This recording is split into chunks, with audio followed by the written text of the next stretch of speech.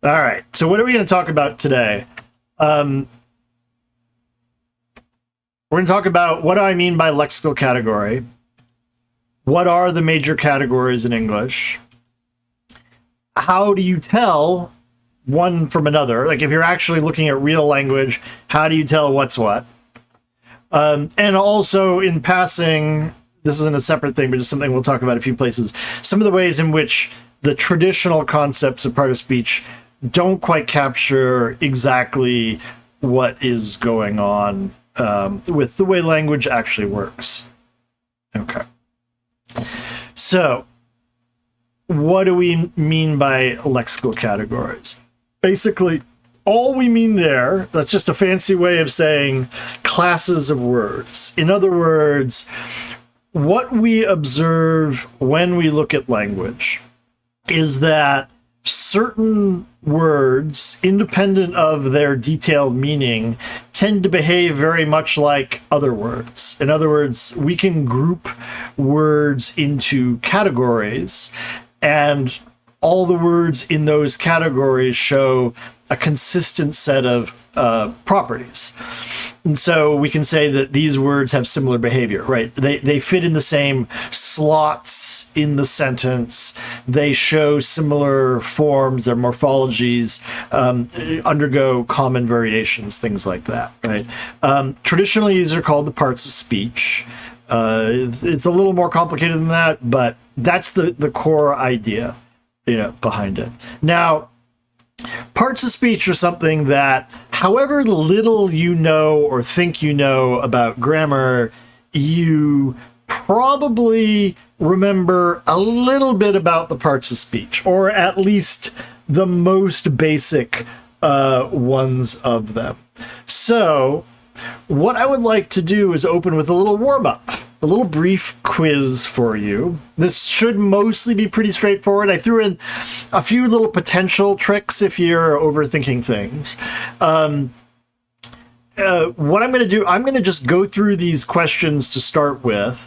I'm not going to give you the answers yet. We'll talk about the answers when I actually just get into more detail about the parts of speech. Basically, I don't the way I structured these are somewhat dependent on, like, the particular choices I made are somewhat dependent on things I want to talk about later. So what I'd suggest you do is you can answer in chat if you want, but it might be even more fun if you simply jotted down your answers for later reference, or just tried to remember what you think the answer is. But I'm not going to tell you the answers as we go through each slide. Okay? Is everyone ready?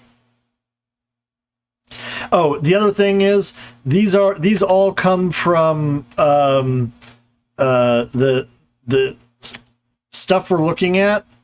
All come from, or pretty much all come from literature. So bonus points if you can identify without Googling the source of the sentence that we're looking at.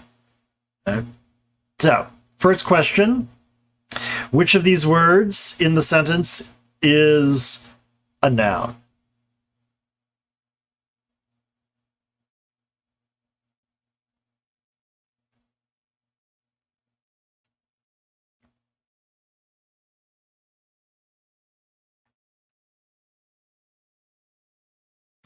I think there was about eight or nine. I didn't exactly count, but not too many.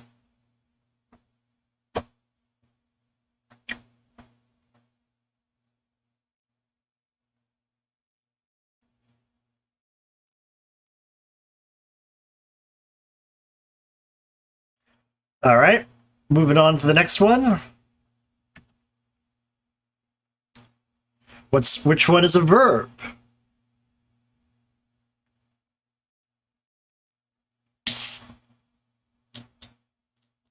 Hey, no worries. Just answer the questions. Even if you can't write anything down, that's fine.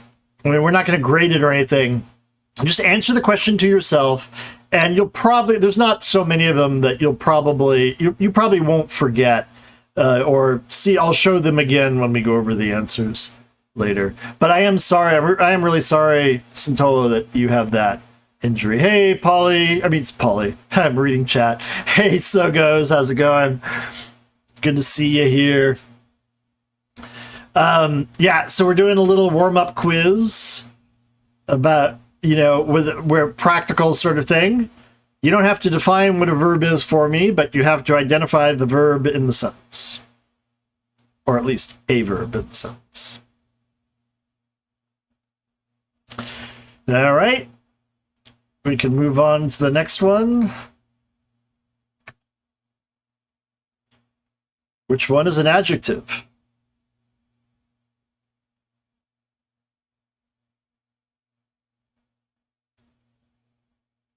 Nice, Tolo.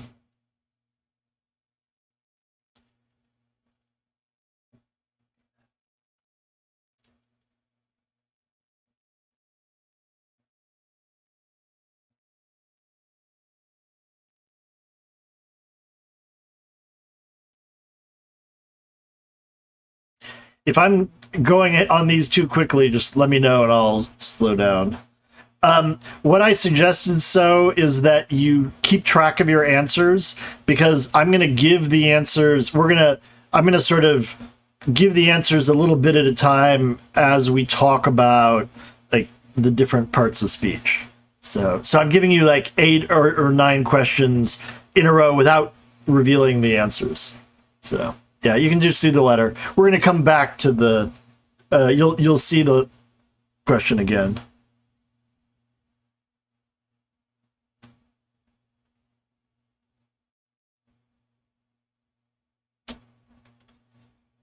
Now, which one is the adverb here?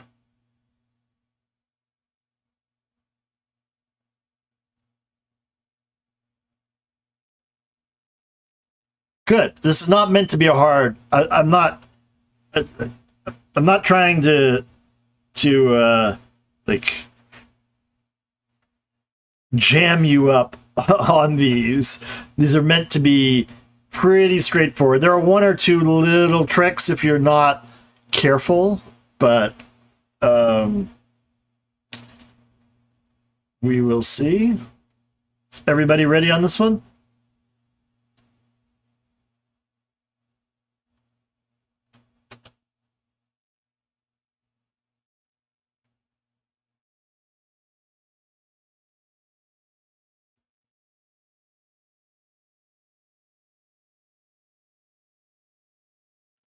Yeah, no worries if you're not keeping notes, so.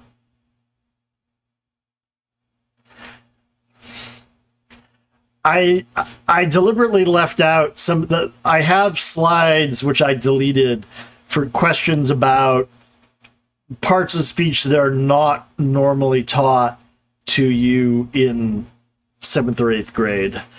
And I decided to leave those out. I'm just going to tell you about them without trying to make you feel dumb for not knowing them. Well, I'm not, so I will explain all of this later. The point is whether or not you know this terminology, right?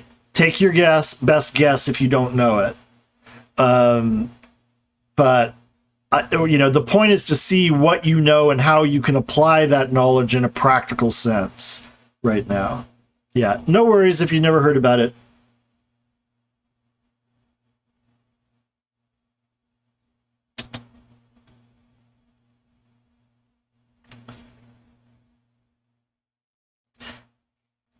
Now, you might not have recognized the other sources from which I'm getting these sentences, but this one you should know.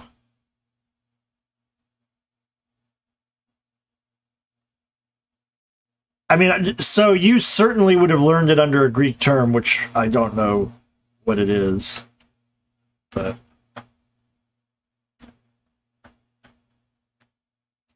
You got it, Mickey. I put in I modified this. A lot of this lecture comes from stuff that I've prepared before, given before. So, but I did this afternoon modify some of it to insert some TLU examples. So.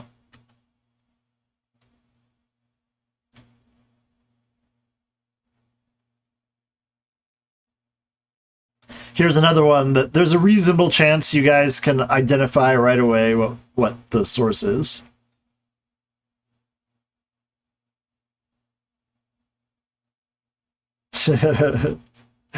Why can't you ever read that again, Vince? Because of what happens to the horse? It is very sad. Yeah, poor Boxer. But you can watch Shimmer. You can watch Shimmer getting blown up over and over again, but you can't reread Boxer getting worked to death. Fair.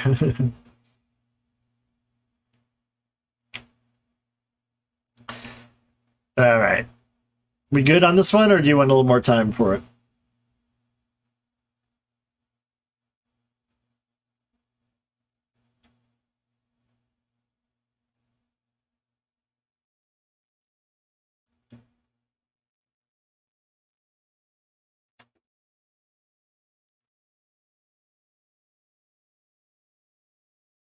All right.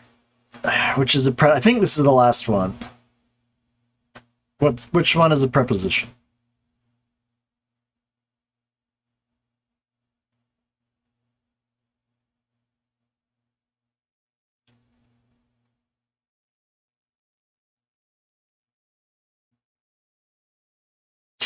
You named all our teachers after Animal Farm.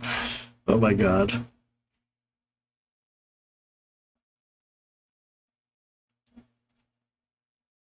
After the pigs?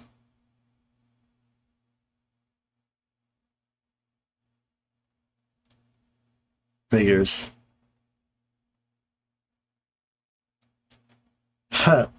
Nah, you probably got most of them. Okay. So that's it. We'll come back to all of these in little bits and pieces as we go through everything. Now, my goal today in general is largely to give you an overview of the parts of speech. There are going to be, hey Abe, how's it going? There are going to be quite a few things that we're not ready to talk about. If you have questions, feel free to ask them. I'm not trying to shut down your detailed questions here, but I have deliberately chosen not to give you like every bit about the nouns and stuff like that, because a lot of it and the arguments for it won't make a ton of sense until we develop an understanding of other things like phrase structure, which is what we're going to do next week, assuming I get through all the parts of speech. So, as I think I indicated, maybe in the first class, Abe, you're totally completely allowed to talk, and glad that you're here. Please ask away. No, don't feel any hesitation about, interjecting a question or whatever you want. Okay, so traditional definitions. Now, remember, traditionally, what I'm calling lexical categories are called parts of speech. You can use the two terms interchangeably mostly, but you have to be a little bit careful. Linguists in general prefer the term lexical category largely because they have all these associations with parts of speech that are unfortunate, and they're trying to sort of avoid it. But at the end of the day, you're talking about the same kind of thing, right? Now, traditional definitions of parts of speech mostly are based on attempting to capture the semantic properties of the thing of the category. So you're probably very familiar with a noun is a person, place, or thing. Okay. Do you remember the definition for a verb? Whatever you might have learned. An action word, a doing word, yeah. I expanded it a little bit. A verb describes an action or a state of being, right? Now, when we describe verbs like this, we're defining what goes in it semantically, right? And there's a certain virtue to that. It does capture the I didn't mean to go in, but you know, it has some problems. So, okay, so let me go over the first two. Since I just gave you the traditional definitions of noun and verb, we're going to go over the answers to the first two, right? So the first one is snow. Now, the thing about this is, I mean, like dying and before are definitely not nouns, but snow and fall can both be nouns, and they can both be verbs, right? So they could be either one. You have to look at the context of the sentence. It's the snow. Hey, Walter, how you doing? So we know it's a noun. To fall, we know it's a verb, right? So fall, like the fall. If it said the fall, then fall would be a noun. But here, it's a verb, right? How's it going, Walter? Hope you're well. Fall as in autumn, yeah, or had a fall, that kind of thing, right? You know, like the fall that he took, like fall can mean having a fall, exactly. So, and then for the verb, the answer is have, right? Now, for this one, wish also can be a verb, right? If you wish upon a star, that's a verb. But notice here, every man's wish, it's a wish, the wish. In other words, that's a noun, not a verb, right? Ships could theoretically be a verb too. You can ship something, but here we're talking about objects, ships, and distance, again, is another noun, right, for it. So, yeah, bored is too. I only had, bored is a noun, Tuffy. I only had 4 slots, so, you know, there's more in the sentence that could be there. So, are these definitions adequate? A noun is a person, place, or thing. Can anybody see a problem with that right away? There's an easy problem here, and there's a subtle problem. Can anybody see the easy problem with it?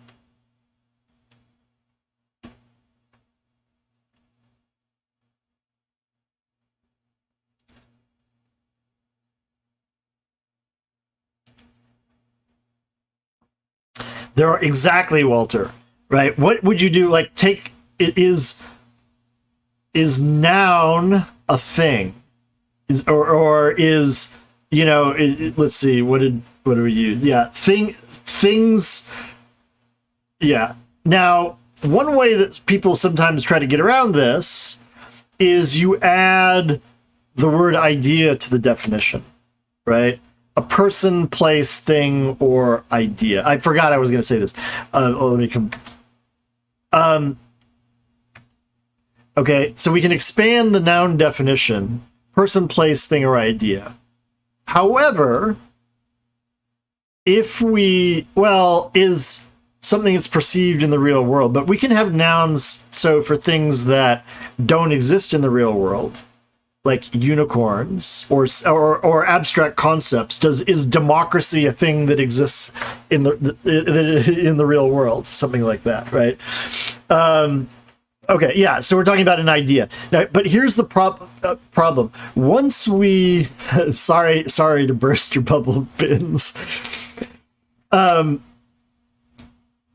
Okay, but think about it this way: if we open it up to the idea, how do we exclude some ideas and not others? Like, idea is a pretty big thing. Consider these 2 examples. John gave him a nudge, and John nudged him. Okay, what part of speech is nudge in the first example?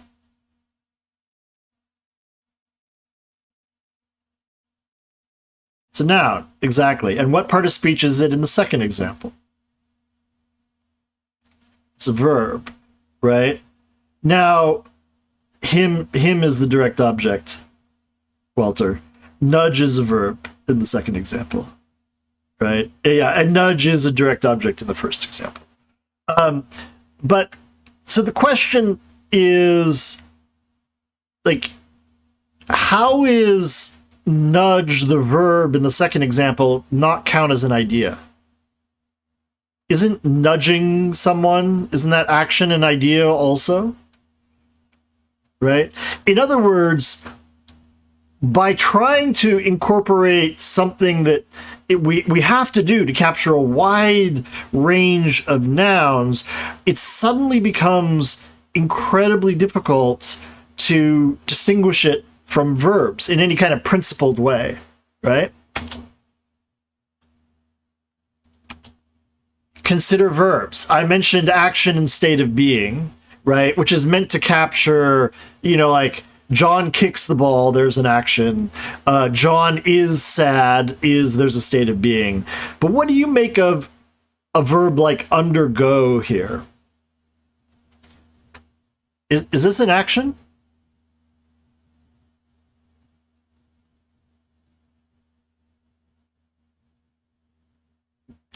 So Tommy John is performing an action? Tommy John is doing something? Yeah, I'd call it a process. It's not passive. Passive has a technical meaning in grammar, and this is an active verb.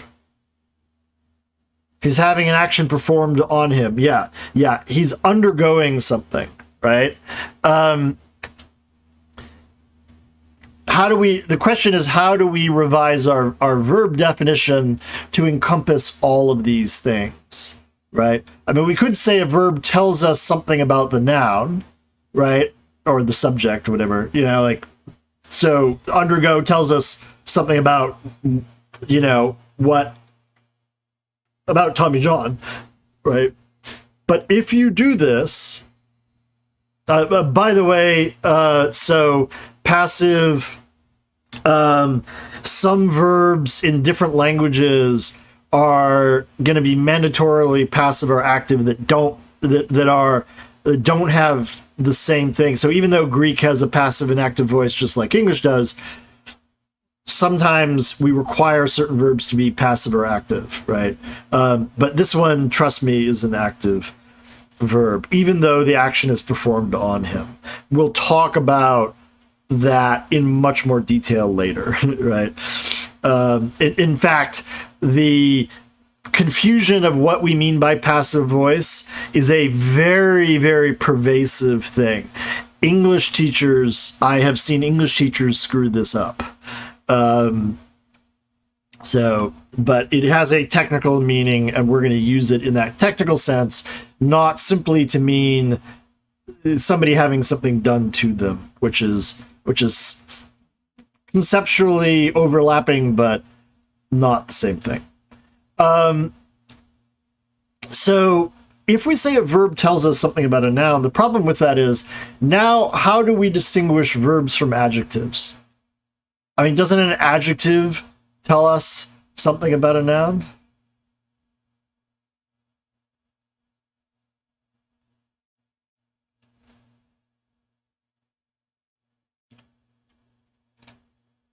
One interesting point about that is there are quite a few languages that do not actually systematically distinguish between what we would call a verb and an adjective.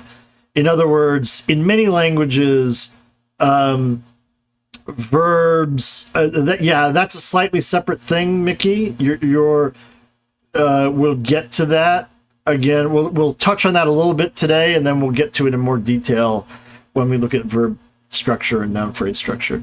But the adjective describes the noun. But isn't undergoing, Tommy John surgery, that's like describing what Tommy John is doing, right? So it describes what the noun is doing. Adjective describes the noun. I mean, it could be, or it could not be. Right. One of the interesting things though is like a language like Korean, for example, has very, very few, some linguists argue no words that are actually adjectives. That almost everything that would be an adjective in English is actually treated as a verb. It has the same endings as a verb and all of those kind of things. So now context, syntax, you guys are thinking exactly in the right way. My point here is, if we stick to a purely semantic definition, you're absolutely right. So, and that's the key. You guys are on the ball. Purely semantic definitions, which is what you get in traditional grammar, are essentially hand waving. Well, maybe that's too harsh. There's one sense in which they're very useful. Right? These definitions, like a noun is a person, place, or thing, get at, they capture a quality that is shared by what we might call the core members of the category. The sort of, the most central, most prototypical nouns are persons, places, and things. Tangible things that you can touch, right? There are plenty of other things that are nouns, but those are kind of at the core. And one of the things that we need to do if we're looking linguistically across languages is try to match up our word classes from language to language, even if the language is superficially very different, right? We want to be able to say, like how would we say that this class is the class of nouns in some weird language that we're describing, right? Well, we can do it by starting with these sort of core definitions, right? And then working out from that. You can touch a unicorn. Yes.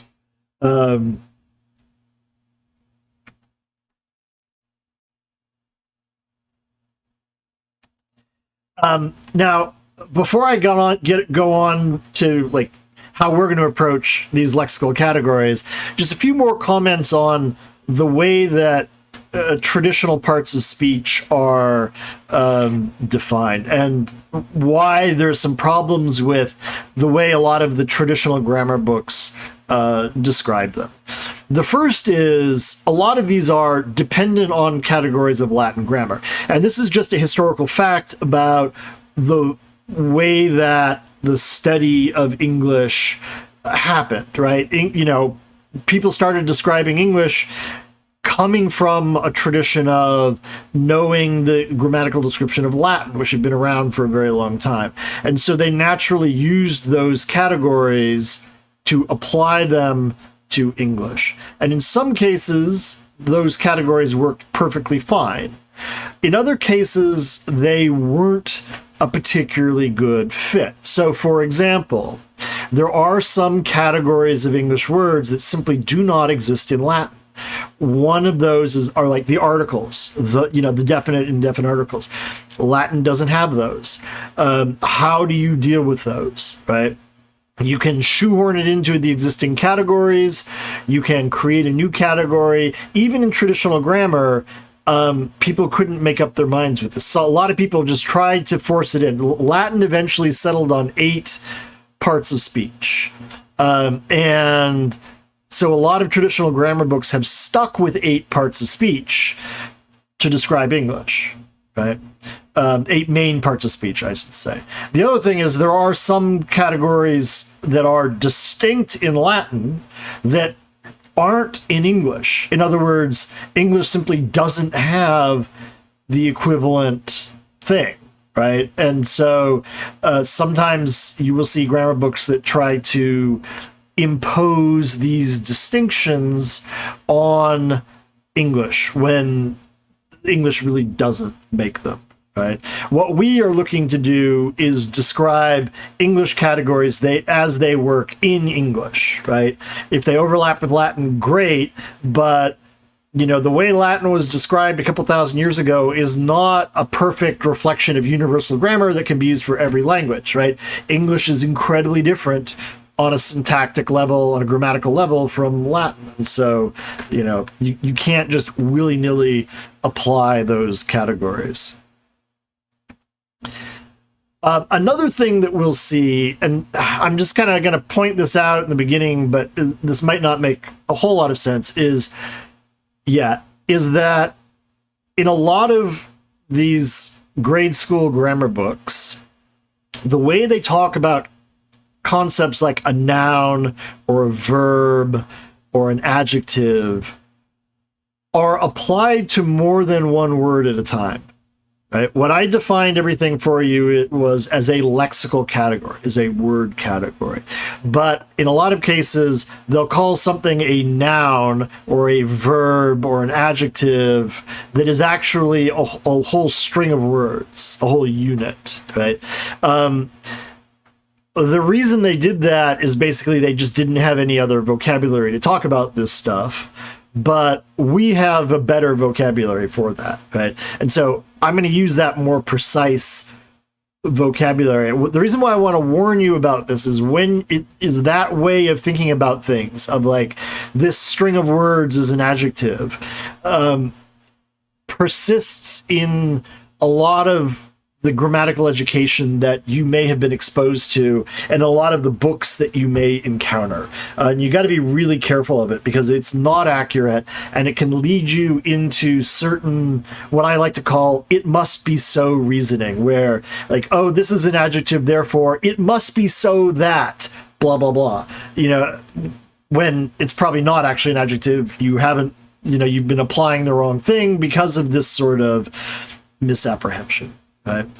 So when I am talking about, I'm going to use the term part of speech interchangeably with lexical category, but in either case, I'm talking about individual words when I am talking about parts of speech, right? Not larger units. All right. Given all these problems, how do we proceed? Chat, I think you understood the key thing here when you were talking about looking at the context, looking at the syntax. What we are going to do is to look at the shared formal properties of the of the words, right? How do they change their form? How do they participate in the syntax of a sentence, like the word order, and how do their forms change? So the morphology, the stuff that we were talking about last time, right? And when we're talking about these things, we're going to see this. I'm going to keep reminding you about this because it's very important. But it's always going to be important to distinguish three things: form, function, and meaning. So by form, I'm talking about the structure of what we're looking about. So the morphological endings, the word order that it appears in, the syntax, that kind of stuff. By function, I'm talking about the role that something plays in a sentence. So a subject, for example, is a function of something, right? Normally subjects take the form of a noun phrase. So there you have a form, noun phrase, and function, subject, right? But noun phrases don't just have to be subjects. They can have other functions. They can appear in other places in the sentence. We also, of course, need to distinguish meaning, right? The semantics of it, because these three things, like function and meaning, for example, often overlap. So when we talk about past tense, for example, it's a function, but it also has a meaning, right? And they go together a lot of the time, but not always. Yeah, form follows function. Yeah, the form and function are related to each other. They're not completely independent, but they're also not completely interchangeable, right? So, and this is something that I really want to stress. We're going to see this over and over again. It's when you mix up these different levels of the way language works that things get really confusing. If you can keep them separate, a lot of what seems mysterious in the way language works actually turns out to be quite straightforward and explicable. So I regard this as one of those sort of key ideas in how you ought to be approaching language. Right? Now, when we talk about, I mentioned formal properties, right? Syntax is one major one.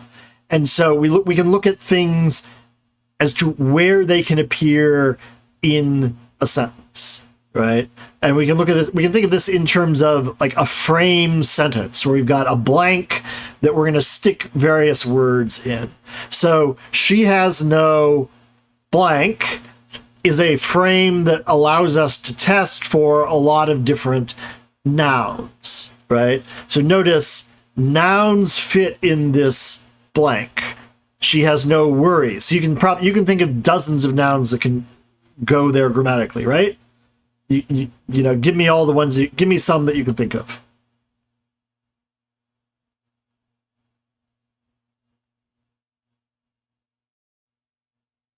She has no unicorns. Yes, exactly right, Bins. So unicorn, that's a noun, right?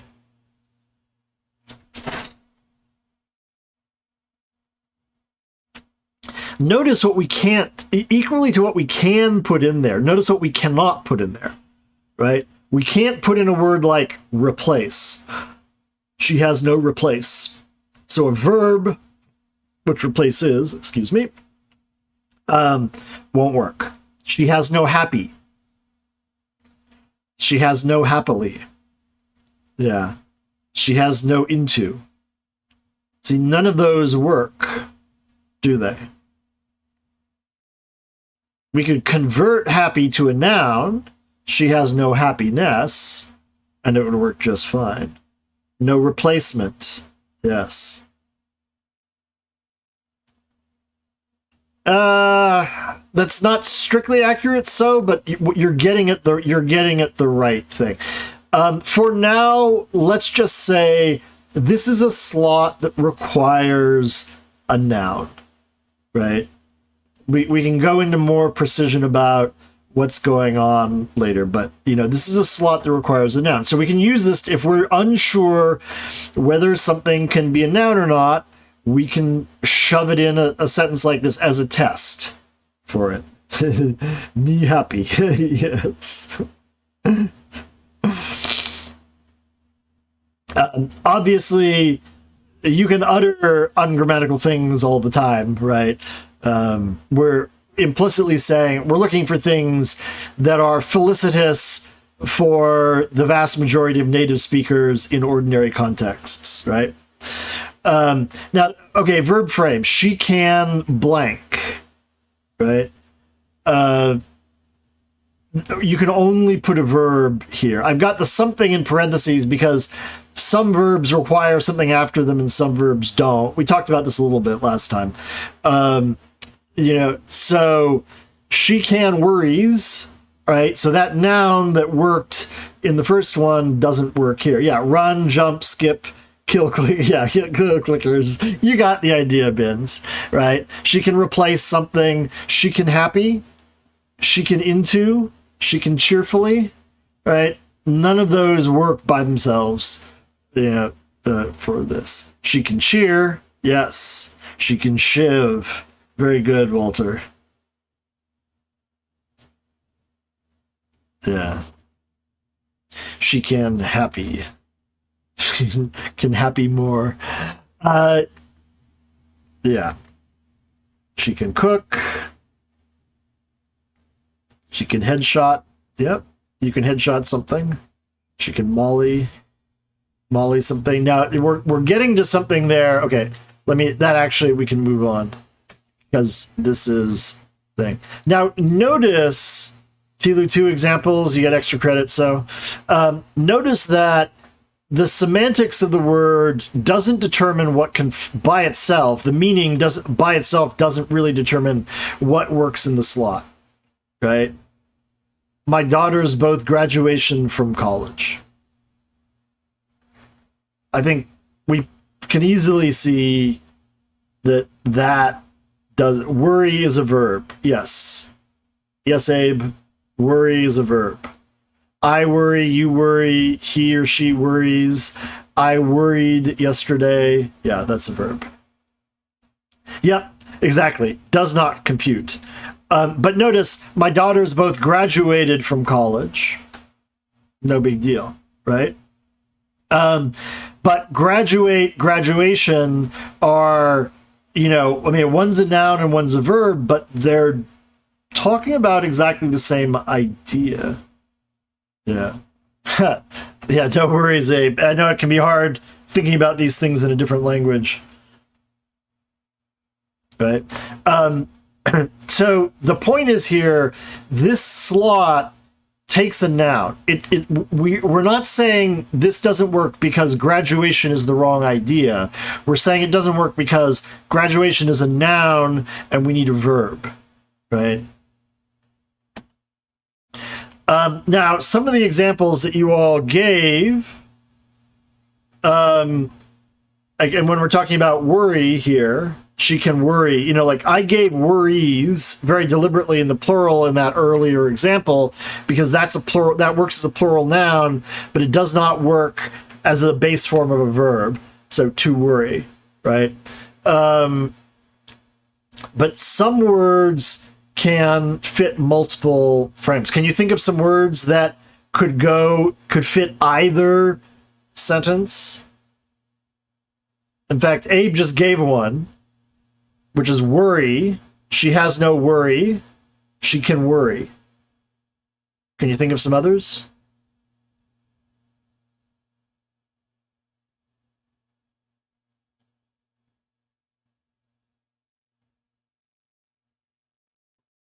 Pet. Perfect. She has no pet. She can pet. No, those are what we call homophones. So, right, right, spelled differently from right, two separate words. Reason is a great one, Mickey.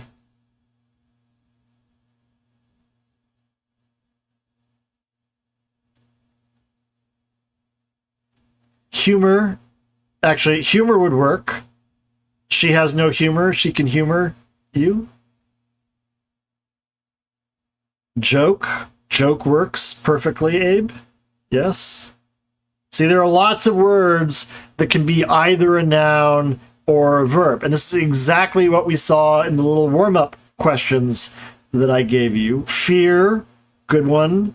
Point, plot. Yep, you guys are on a roll. You've got the idea. The only way we can tell, we cannot say in the abstract, yeah, graduate can be a noun or a verb. Exactly. Although she has no graduate, I mean, I guess you could come up with a context in which that made some sense, right?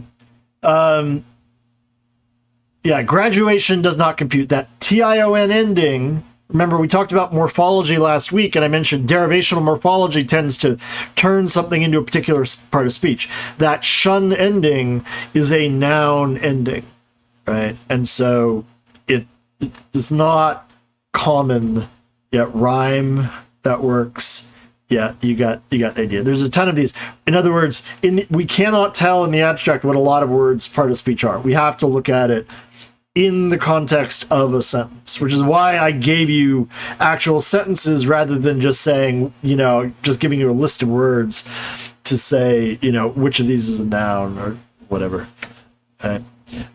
Here are some of the examples that I had. Bicycle, delay, wait.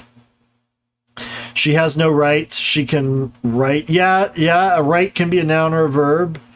She has no right. Right, W-R-I-T-E, though. Is that ever a noun? I mean, right, R-I-G-H-T can be both. I can't think of right with a W as a noun. Okay. What we were talking about were basically syntactic tests, things like word order, stuff like that, right? Ride would work. Yes, Santolo, it would work perfectly. And work. Yes. Exactly. This is not a small category. Ride is a great one. We can also look at the kinds of ending, morphology changes that these words undergo, right? So nouns typically, and we'll talk about the exceptions later, distinguish between a singular and a plural, right? Book, one book, two or more books. They can also have a plain versus an inflected, what's usually called the possessive or the genitive form, Johns, right? These are things that nouns do. Work it, baby, work it. I don't know what that quote is.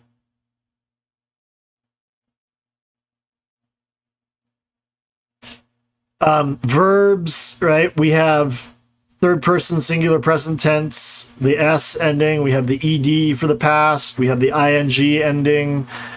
Adjectives, we have what's called grades, happy, happier, happiest. All of these are, like if a word undergoes these kinds of changes, that's good evidence that it's behaving as a member of this category, right? Even if the definition is unclear, right?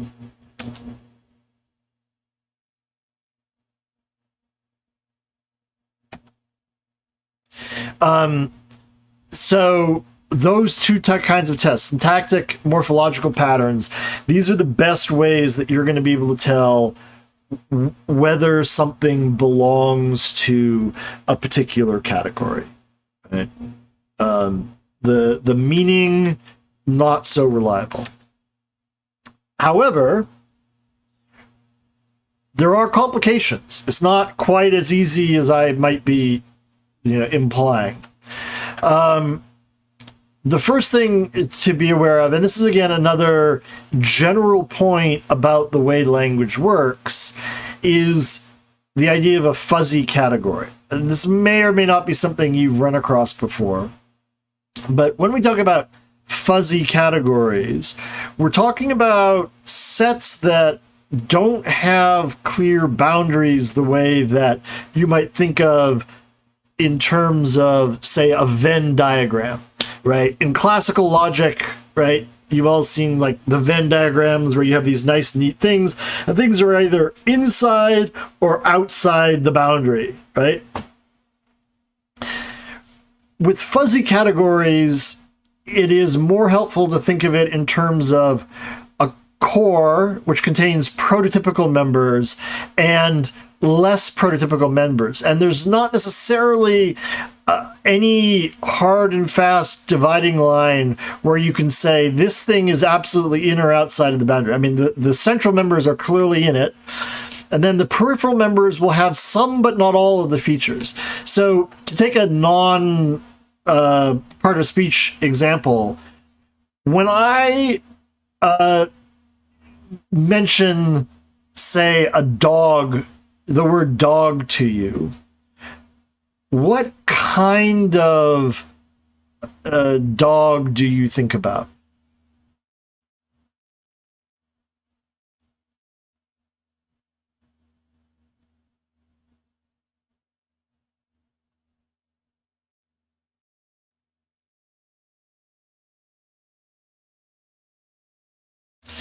Many different ones. So what are some of the ones that first, like a magnificent mutt, okay?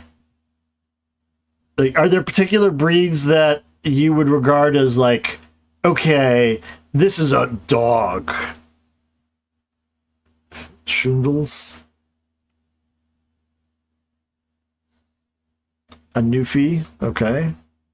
A lab, a terrier, okay.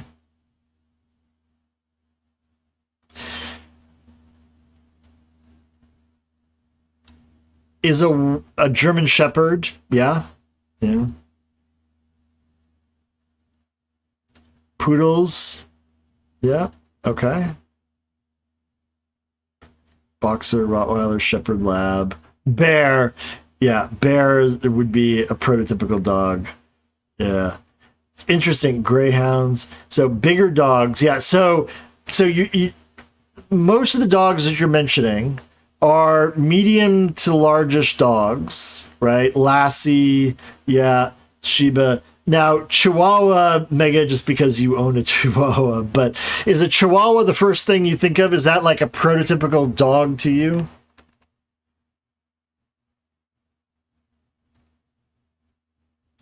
A mutt, yeah. Mutts tend, if you'll notice, mutts around the world, like street dogs around the world, tend to go to a sort of similar form, right? They might have a lot of variation, but they're kind of medium-sized. They have this particular shape, right? A lot of breeds, like I don't know, Shar-Peis, Chihuahuas, things like that, are pushing the boundaries, right? They're less like what people think of. What if I say a bird to you? What kinds of birds do you think of right away?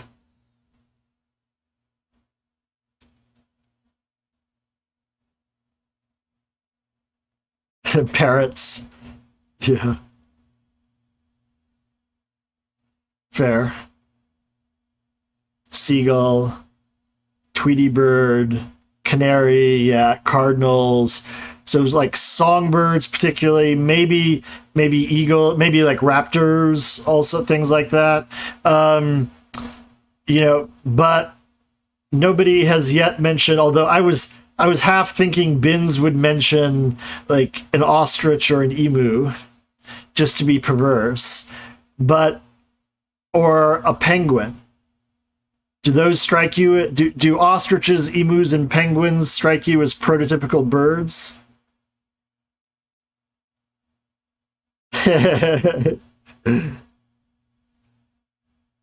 Emus are jerks. Yeah. I mean, so now keep in mind, like the kinds of birds that first came into your mind as most bird-like were largely sort of the songbird varieties, right? Or ducks, geese, the raptor, things like that, sort of the middle of the road birds, right? But when you're talking about something like an ostrich or an emu, I mean, clearly they're birds, but also clearly they're divergent from that basic pattern, right? Penguins, nobody mentioned penguins. They're a little bit less, bird-like. So if what you could do, and people have done psychological experiments with this, is to have people sort of map, like if you've got this central idea of the most bird-like bird or the most dog-like dog, and sort of map various varieties, like are they at the center or are they at the periphery? Where would you put them, right? Some are going to be closer to the center than others, right? For most people, except maybe Bins, I think emus or something would be further to the edge, right? Would be less central, right? Maybe chickens would also, anything that doesn't really fly very well wouldn't be quite as central a bird as one that flies, right? Are bats birds?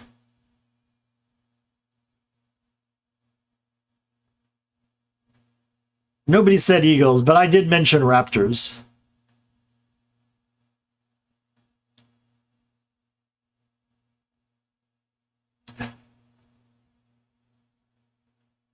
Oh, yeah, hawks will do that. That's definitely a shame. Well, yeah, exactly.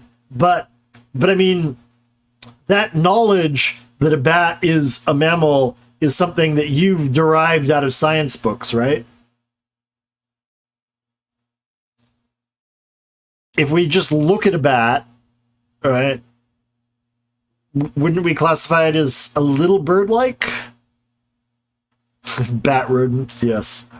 Well, I mean, the Germans, after all, called them a Fledermaus, a Fledermaus, a flying bat, flying mouse.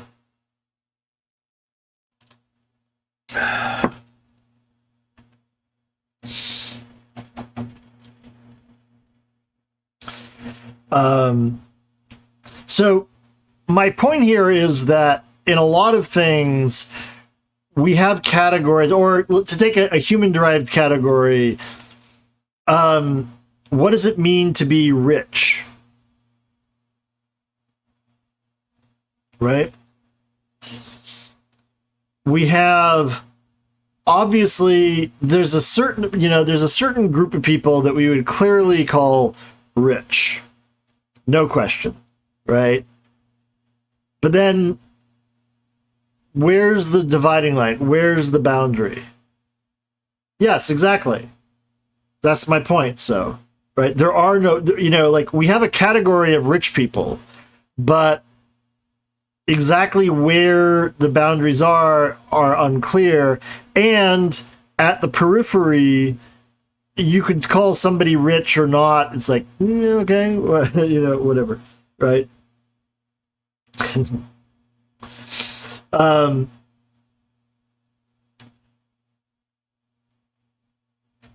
Yeah. So, language works this way with these fuzzy categories. Okay. So when we talk about something like a noun, I mentioned the idea that like people, places, and things provide you a kind of entryway into the category of nounness. But then we immediately turn around and say, okay, how do these core nouns behave? They do things like they go from singular to plural, things like that. But not every noun does that, right? There are some nouns that are what the fancy Latin term for it is pluralia tantum, always plural, like pants, right? Pants is an inherently plural noun. You can't have one pant.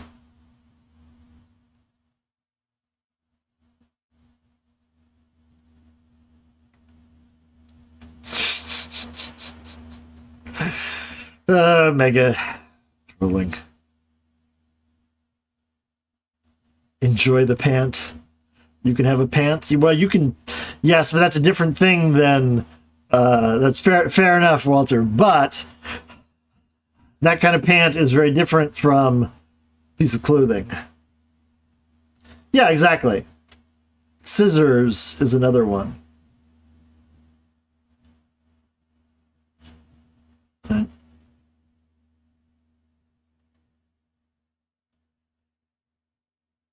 Yeah, it's not a thing. I mean, people will say these things sometimes just to be jocular, but it's definitely not a standard English kind of thing. Now, sock is, this has nothing to do with how they are packaged, right? Yeah, socks come in pairs, but they are separable. So one sock, two socks, pass you the scissor.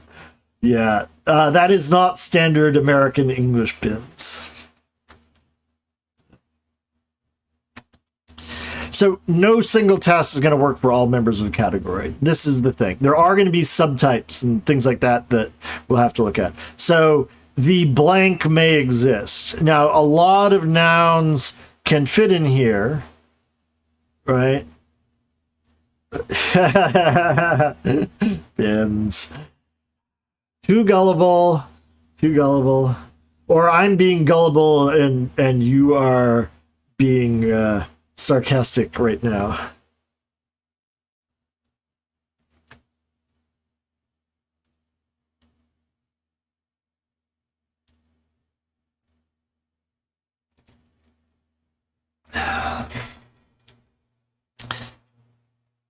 Okay. So like we can say the car may exist, but the Gina may exist? Sounds kind of weird, doesn't it? I know. You can probably think of some scenarios where the Gina would work, but it's not normal, right? Now, before we start talking a little bit more about happy that you got a gift. And welcome back, Tan. We're just sitting here talking about some language today. If you're here for the games, we'll be back to that on Saturday.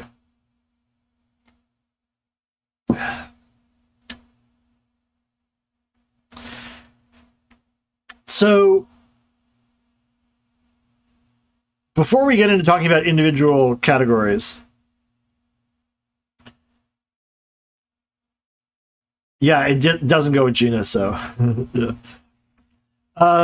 There's a few other distinctions I want to point out, and one is the difference between what we might call content words and what we call function words.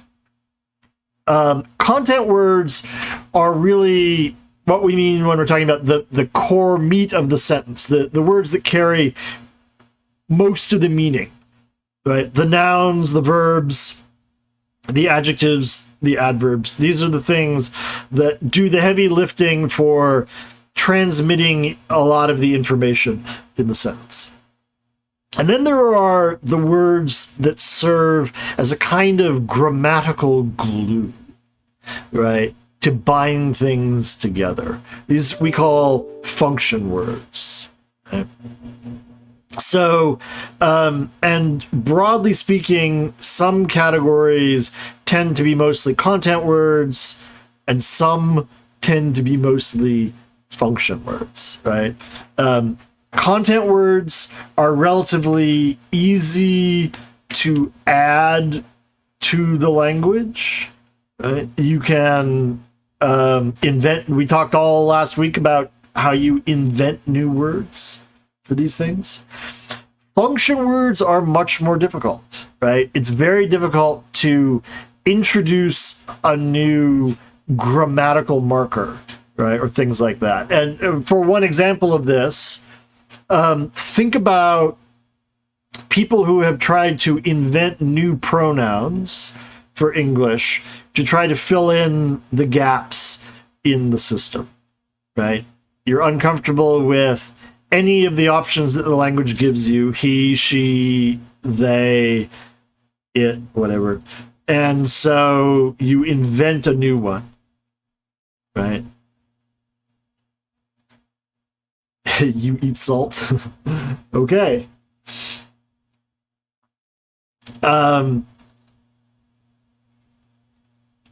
If you invent a new pronoun, you can use it all you want. What are the chances that other people are going to pick it up? Yeah, I do like a lot of salt. I can't say I eat it directly. Your favorite food? Well, salt goes on a lot of things. That is true. Actually, this is a perfect question, though. We were just talking about fuzzy categories. Let's talk about food as a fuzzy category. Is salt by itself a food?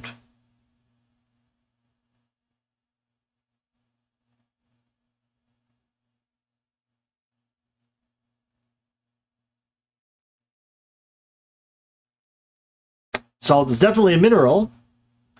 Condiment, not food. Yeah. So I can see an argument either way, right? Or we could, you know what I should have done? I should have pulled up the sandwich argument. Like, what's a sandwich?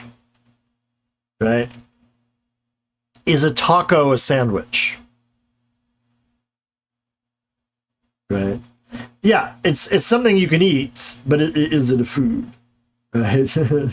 Is a hamburger a sandwich? Right?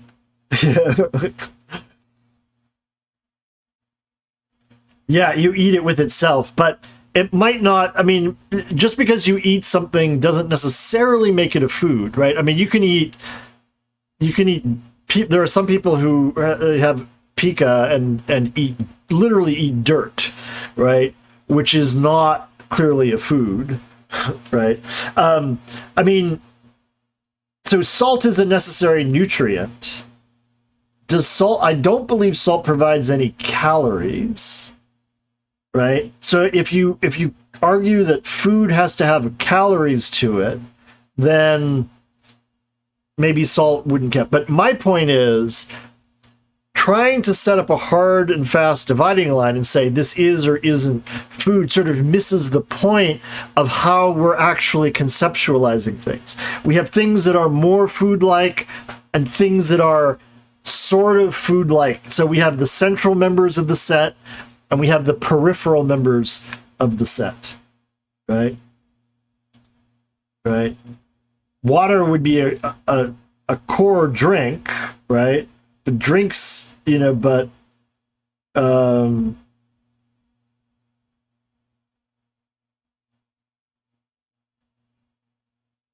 yeah. Yes and no. You see, this is precisely the issue, right? We're trying to impose sort of a Venn diagram category on something that our minds are really treating as a much fuzzier thing. Catch up to spouse with Vinci. Yeah.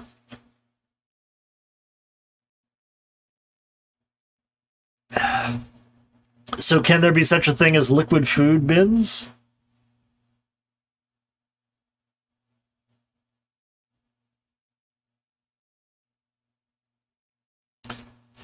Then why does Coke not count as liquid food?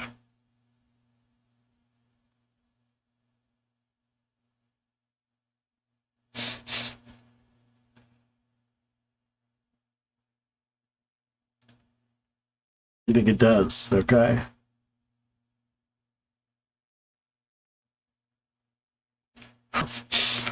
Theoretically, God help you if you tried.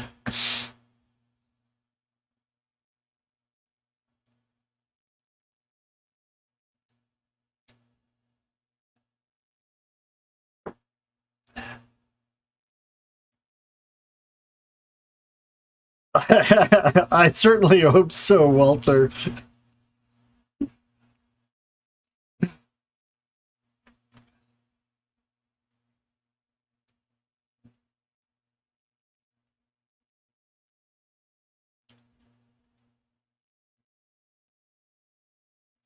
You- 220 calories, but probably not the right nutrients, right? I mean, you do need all those nutrients as well.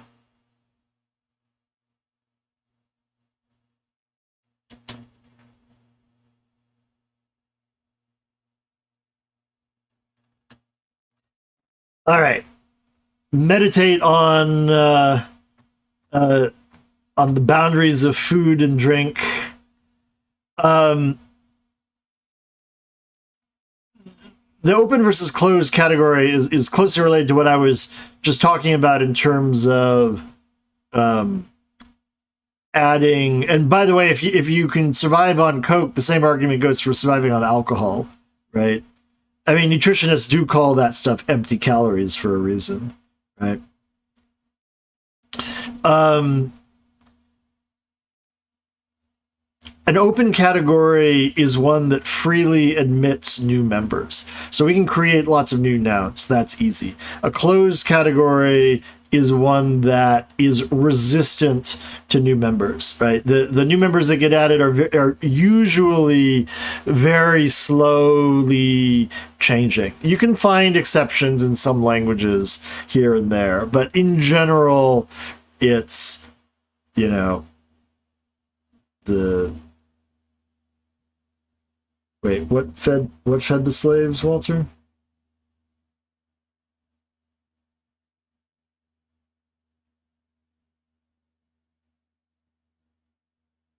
Oh yeah, a beer diet. Now keep in mind it was not small beer. Small beer wouldn't get you very far.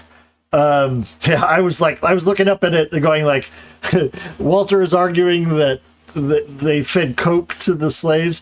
I mean, keep in mind that beer in ancient Egypt was far more like a mildly fermented barley soup than anything else, right? It did not resemble anything like modern beer. There's no hops, for example. Hops don't get added to beer until the Central Middle Ages, basically.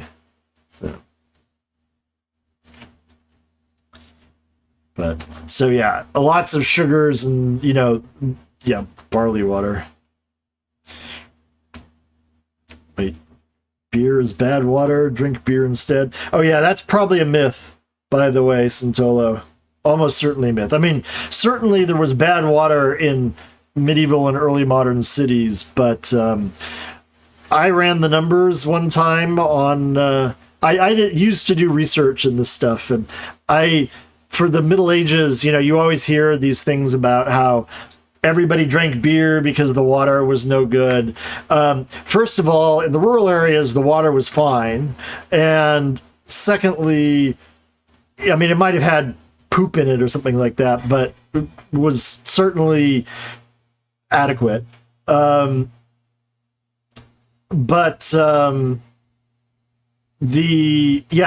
more or less a myth, Nikki.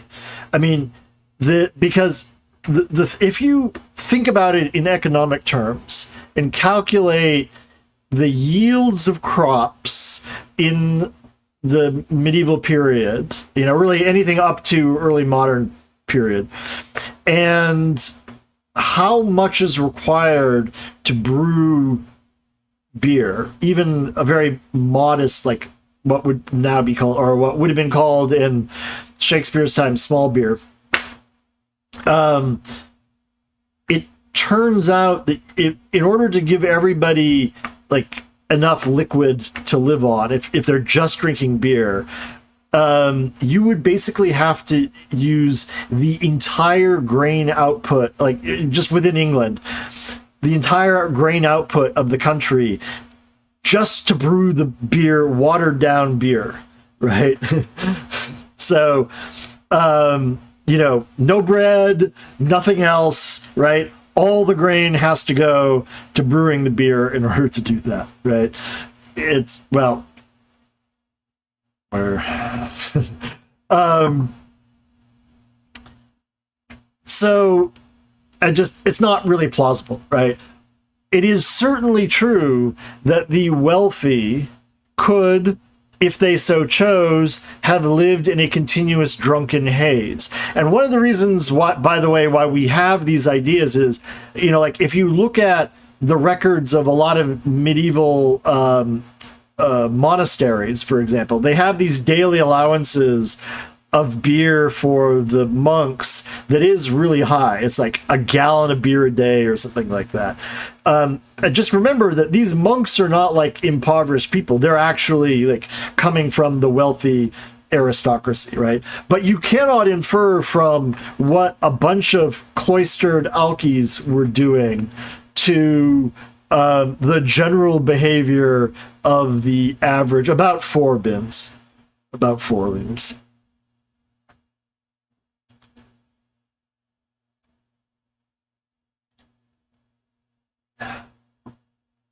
Yeah, I mean, that's also a misconception. The beer would clean the water. The brewers sought out the cleanest water possible because in order to make good beer, you need clean water input. If you have shit in your water that goes into the beer, it's shitty tasting beer, right? It doesn't. I mean, you might not get as sick from it, but it still doesn't make good beer. So brewers have always sought out good beer. In fact, there's a lot of regulation that's passed in later medieval London to stop brewers basically from hogging all the good clean water, in the town. So.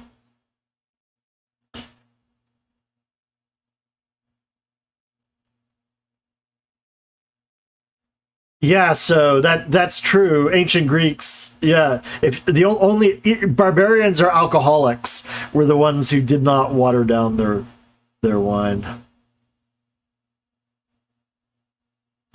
Now, I do wonder. I don't know if we know how condensed the ancient Greek wine was. Like, if they let it evaporate off, it might have needed to be watered down, right? Just to get back to what a modern sort of thing is.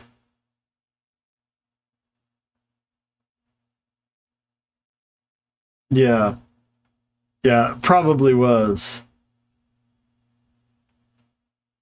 I mean, there's an old medieval trick with wine.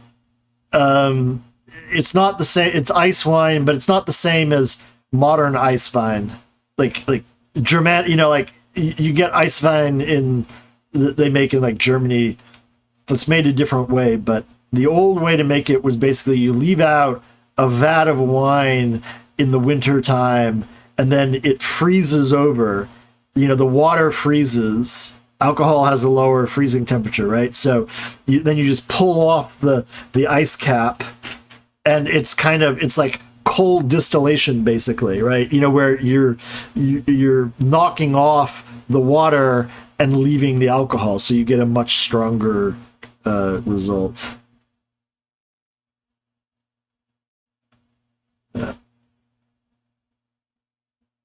Yeah, that's the thing that I don't know. So is exactly how we know. Right? I mean, distilling obviously doesn't start until the Middle Ages, right? We see early records of it. I mean, the Chinese are distilling pretty early, but in the West, we see early records of it. If I remember, somewhere around the 11th century, you start seeing what we call pot stills and stuff like that. But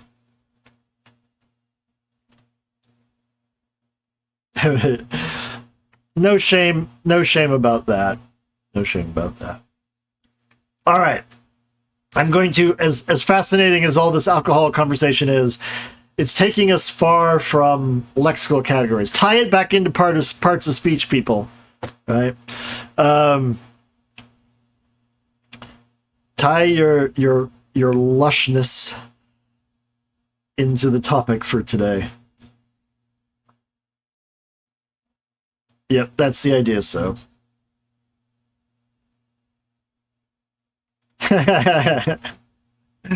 Never so. Okay, so the other thing, the other major category before we get into details, when we look at lexical categories, you can also think of it in terms of primary and secondary categories. The primary categories, noun, verb, adjective, adverb, preposition, these are the big ones. These are the ones that if you remember nothing else about parts of speech, you should know these, because these are the ones that are going to be the most essential for talking about meaning, talking about larger issues of phrase structure. This is where we're going to spend most of our time. But there are also secondary categories. We'll talk about them as we go. I'm only going to talk about them a very little bit today, because these categories are like function words and the like. And most of these make sense because they're function based. They make the best sense when looked at as part of larger structures. So we'll talk a lot about them and see how they participate in phrase and clause structures and the like. Right? Okay, let's talk more about nouns. Wine is both a noun and a verb. Yes. And wine is different from wine is also both a noun and a verb. Right?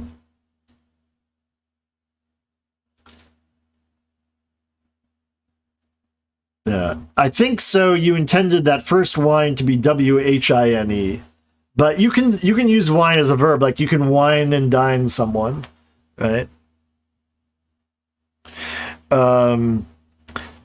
Okay. So we already said about nouns. Core members of the category refer to persons, places, things, right? Morphology, they change singular to plural. Also, you can make nouns by, certain suffixes create nouns out of verbs, adjectives. So meant, right? Prefer meant, you can create new words with these, right? Conflation, conflation, right? Inflate, inflation, things like that. Nouns can also be either concrete or abstract, right? A table, concrete noun, something you can touch. Stability, abstract noun, just refers to an idea. Okay. Okay. Which of the following is a proper noun? It's one of our questions from the quiz, all right? The answer, I hope everybody got this. Oscar here is the proper noun, right? Justice, just because it's capitalized, doesn't make it a proper noun necessarily, right? That's capitalized because it's the first letter in the sentence. Justice here is an ordinary common noun, not somebody's name, right? Now, it could be somebody's name, but here it's not, as is made clear in the next sentence, right?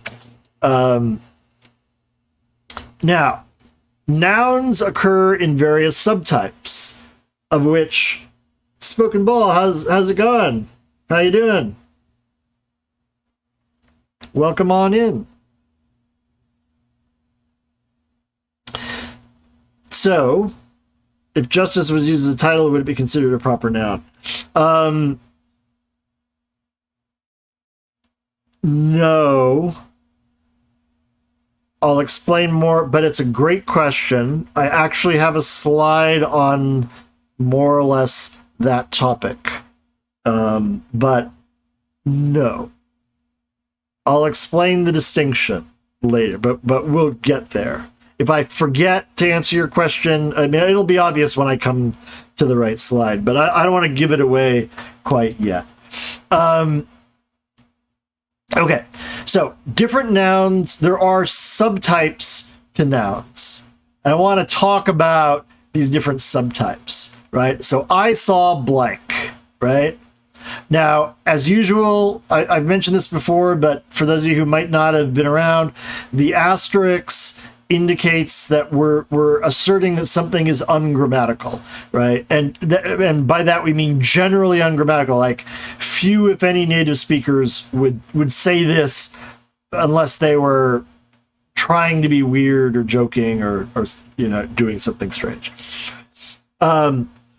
So Fred, I saw Fred, no problem there. So notice proper noun, Fred is what we call a proper noun, like Oscar, right? Doesn't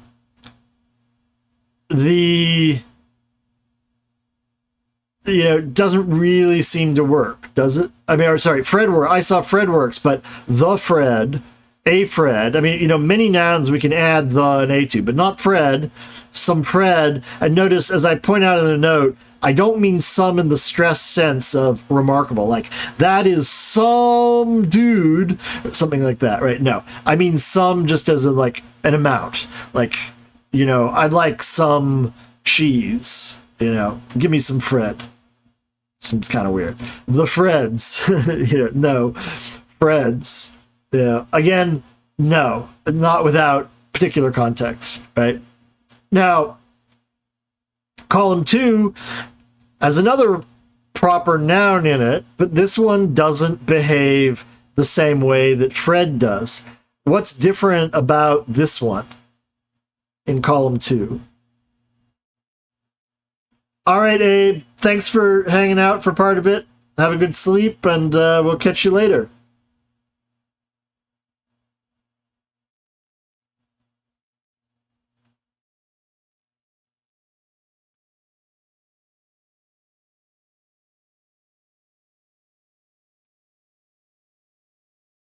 Yeah, but I didn't give you Fred's apostrophe S as an option, Vince. Right? Just the plural. The plural Freds.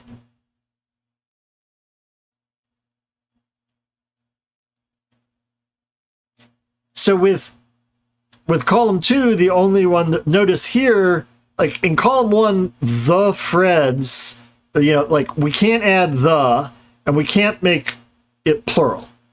In column 2, we have to do both, right? The Netherlands, right? You can't just say, you can't do it the singular, the Netherland, and you can't omit the. You can't just say Netherlands, right? You got to have them both, right? So you went to a Netherlands. Yeah, it's just not said mega, right?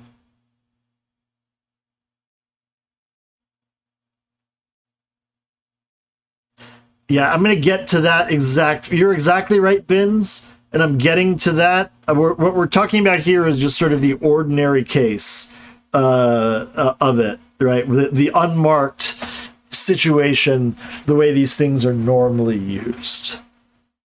I'm from, no, it would have to be the Netherlands.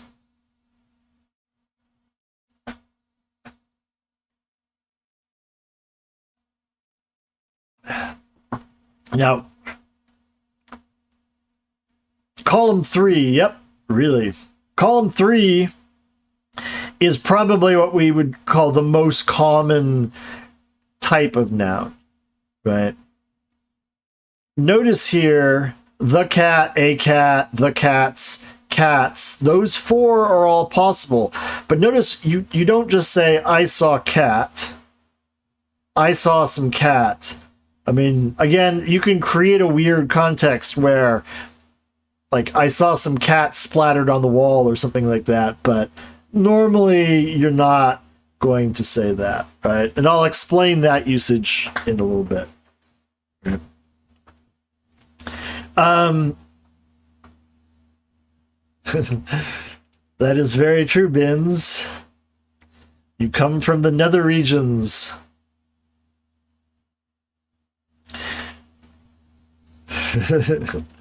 Yeah. Now, trash.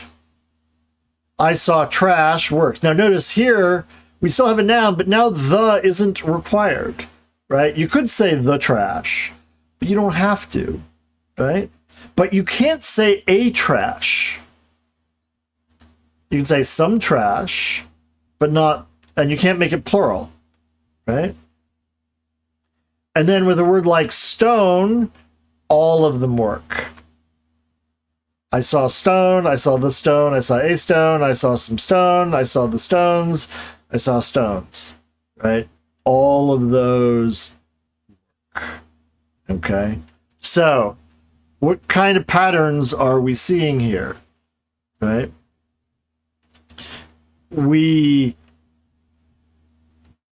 Yeah, exactly, Mega. Exactly. And we'll get there in just a second. So the first 2 are the proper nouns, right? But and what we see in 1 is what we think of as the sort of stereotypical proper noun.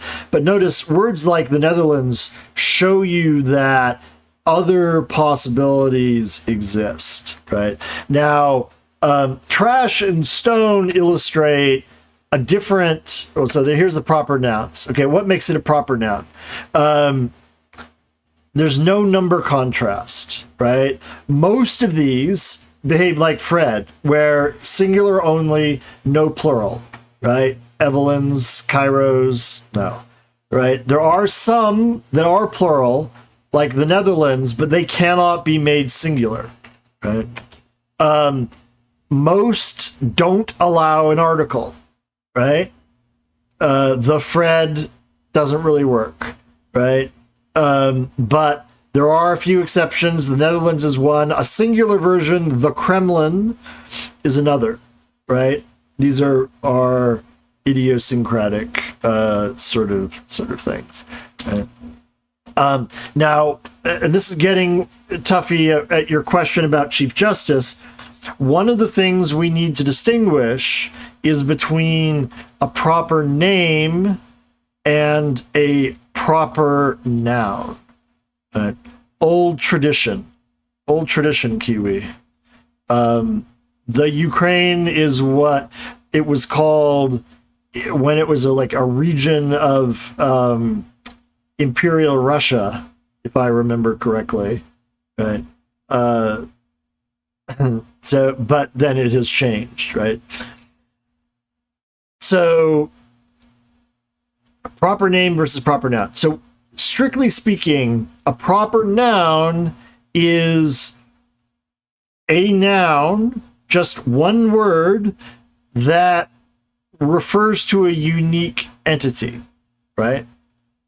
However, names can consist of proper nouns as well as common nouns. So if you think of something like Cambridge University, Cambridge is a proper noun, but university is a common noun, right?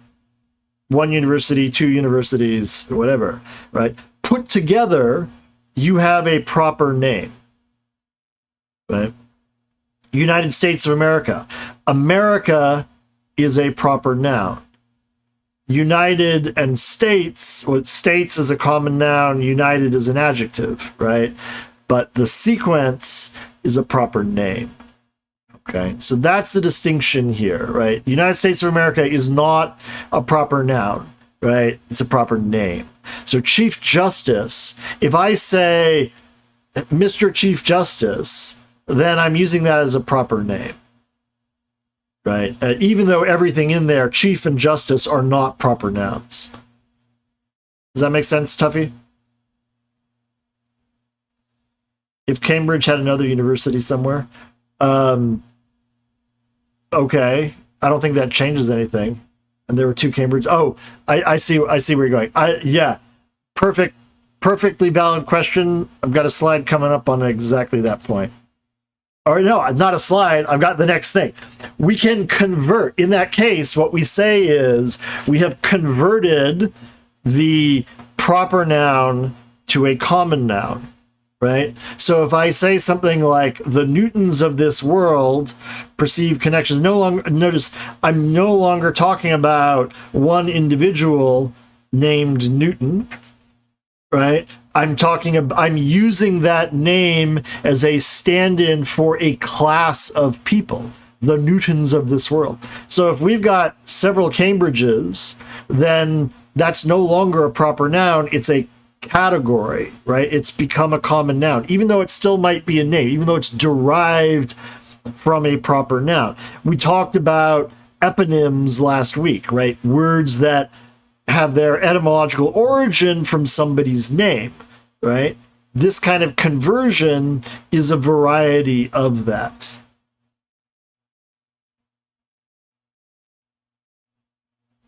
Yeah, fair point, Centolo. We do have multiple Cambridges. Right? But yeah, when you're using it that way, if you pluralize it, you're really using it as a common noun. Right?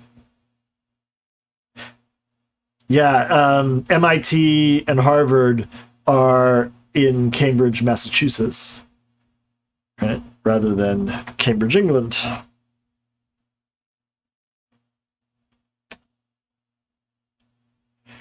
Okay. I mentioned the idea of a non-count. Now, we talked about trash. The question with the quote from Tommy was about these non-count nouns. So, real gold. Notice so gold here is being used as a non-count noun. One gold, two golds, we don't say that, right? The other choices here are all count nouns. Count nouns can be pluralized. Non-count nouns aren't, right? Yeah. So basically, sometimes they're also called mass nouns because often they describe things that are regarded as, but notice, Mickey, we add a word that lets us do the counting for us. Piece is a count noun that lets us do the counting. The gold then just tells us the substance that we're counting, right? These are sometimes called mass nouns because like gold or milk or coffee, tea, right? These are undifferentiated substances, right? Although they don't actually have to be physical masses to be these non-count nouns. So, for example, furniture is this kind of noun. We don't say one furniture, two furnitures, right? You have to talk about pieces of furniture, right? Yeah, this is a subtype of noun, Bins, right?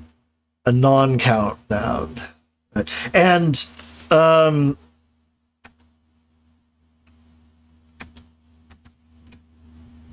I screwed up on my fly-ins here. So most nouns we can count, right? Trash, furniture, indistinct, group, or mass. Either concrete or abstract, doesn't have anything to do with that, right?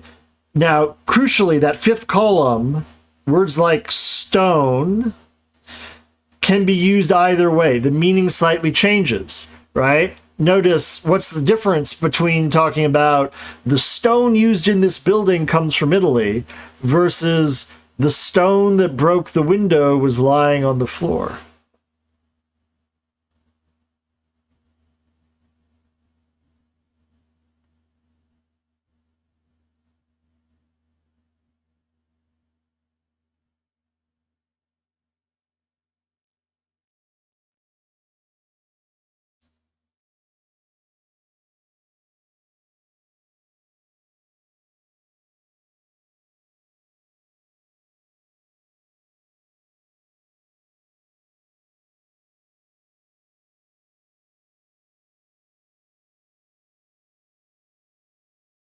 Nobody wants to take a guess.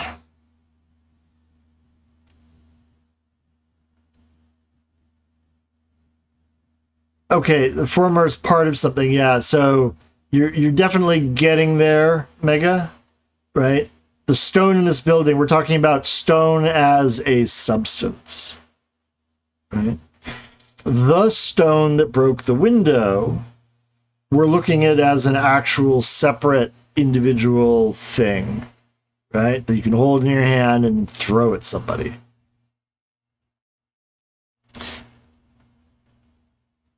Sort of, yeah. But of course, it can be plural too, right? The stones were as well, right? The stone is being used, and the stone causes stuff to happen. I'm not sure I totally follow you on that, Mickey. Which stone is which? First of all, I mean, the stone used in this building. I mean, the stone was used to break the window, so.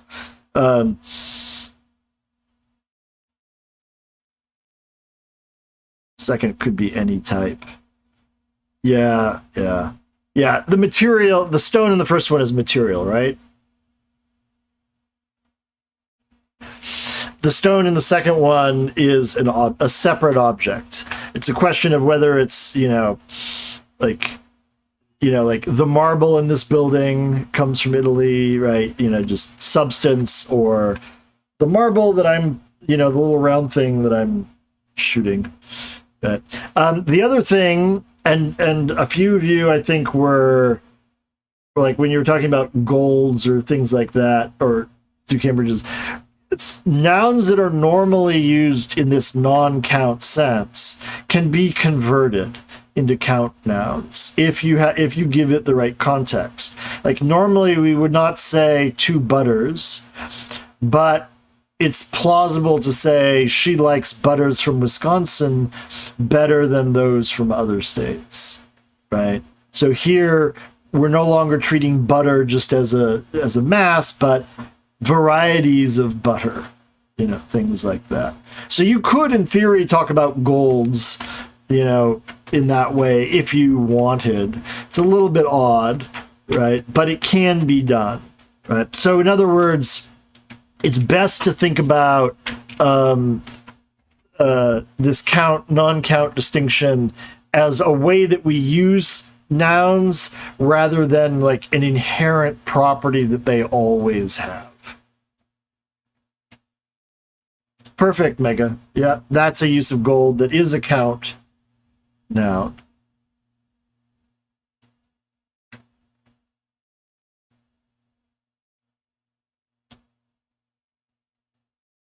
All right.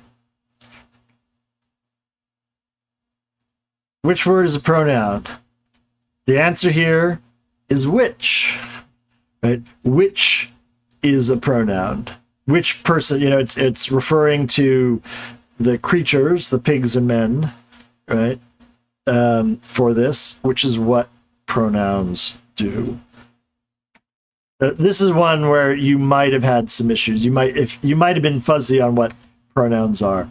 The traditional definition of pronouns is that they replace a noun.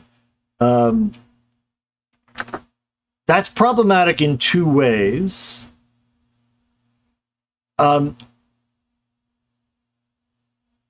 Unless you're teachers, yeah. Can you take a look at the two sentences that I provided as examples here and tell me if you can see what's not quite accurate about the traditional definition.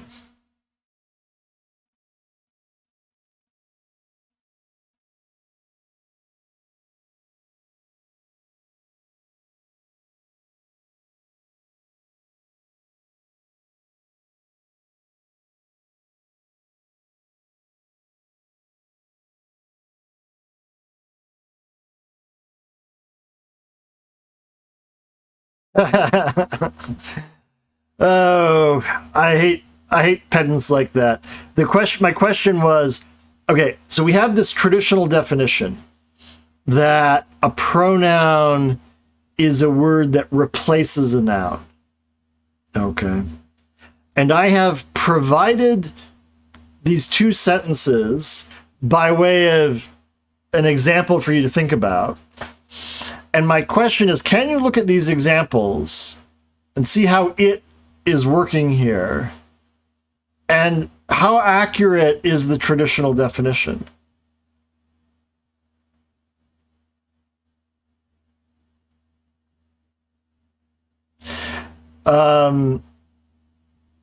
Okay, assume, well,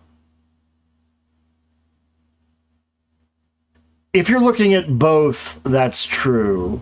However, don't overthink this. Assume that it is replacing what you think is replacing here, like the obvious thing. Like, assume that we're not changing the meaning of. Assume that the basic meaning of the sentence stays the same between the two versions.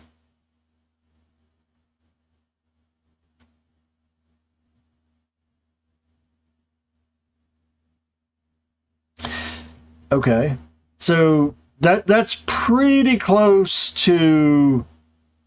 I mean, that's a bit different from this definition, but it has one of the same flaws that it has the same big flaw that I'm thinking of.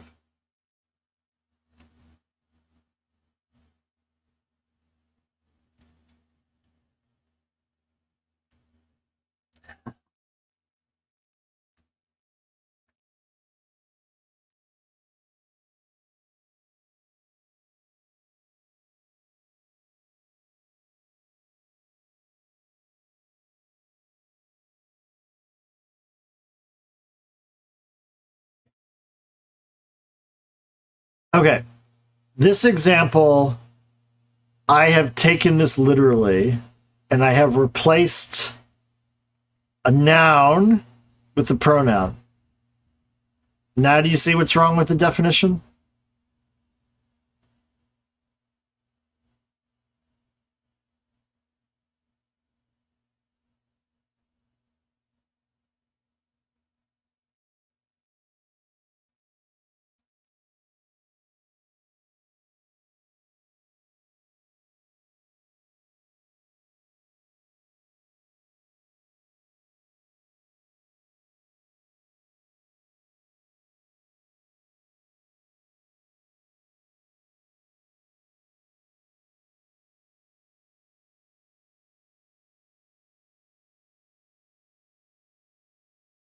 The it parked on the tarmac appeared undamaged.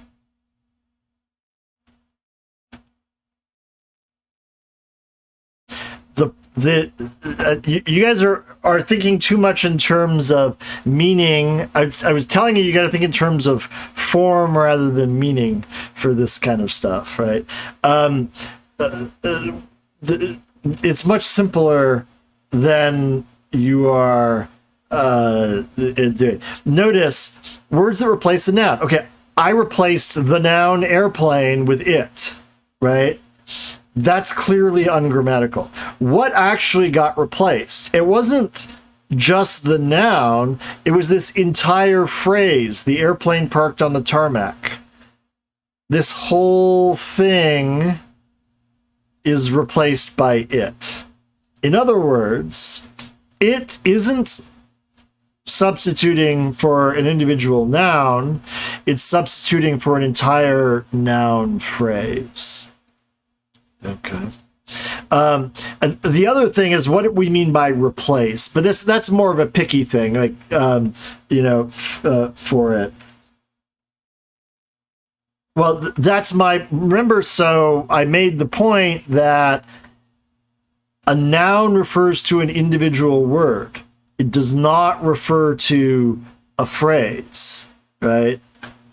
So it replaces a whole noun phrase, not a word. I'm gonna have next week. We're gonna start working on phrases, and we got a lot to say about phrases.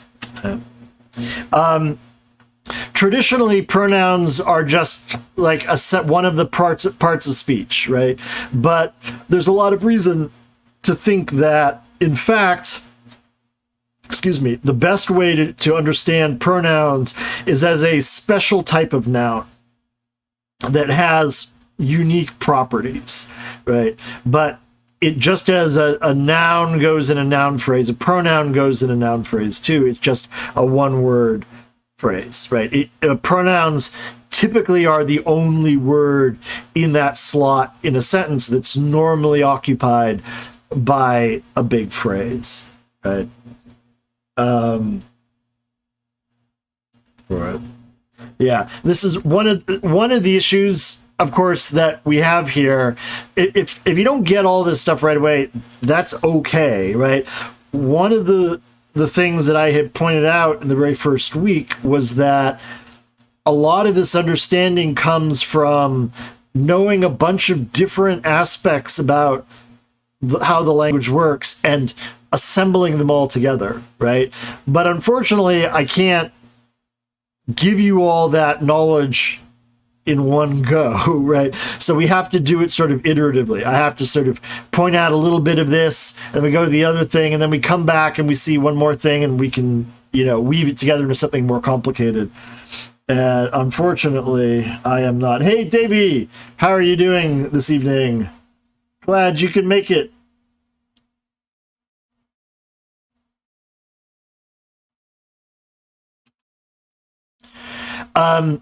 The other thing is like replacement. Okay, when we talk about replacing, this is one of the main functions of nouns. I mean, I'm understanding the word replacing in a kind of loose way. I'm not worrying about what exactly we mean by that here. We'll just take it in the sort of intuitive sense. But consider a sentence like, "It's raining." Is that really replacing any noun phrase? It is bloody raining, yes. But what, if anything, does it refer to?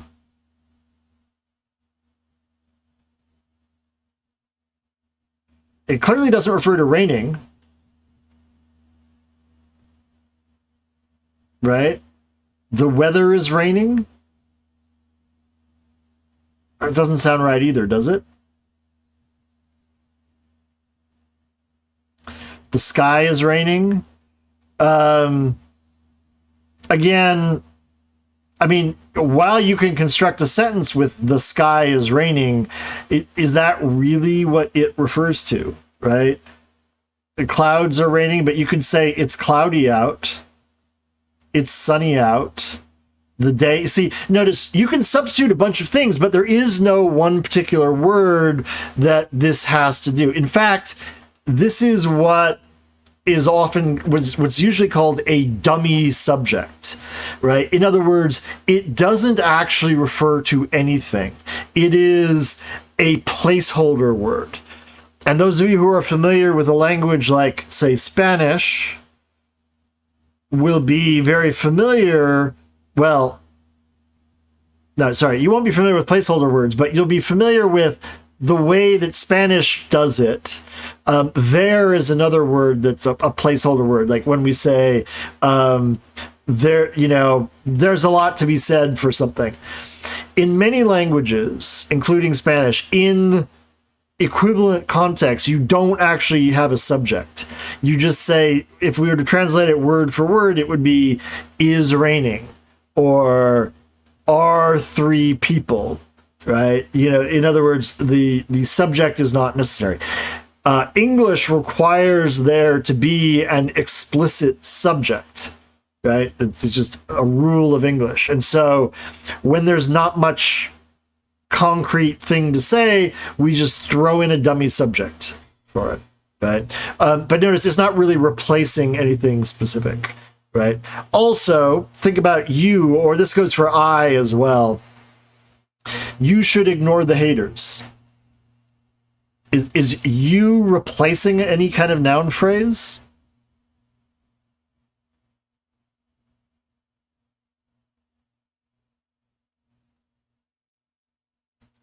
Notice I might be talking to an individual that has a name, but I also might be talking to people generically, right?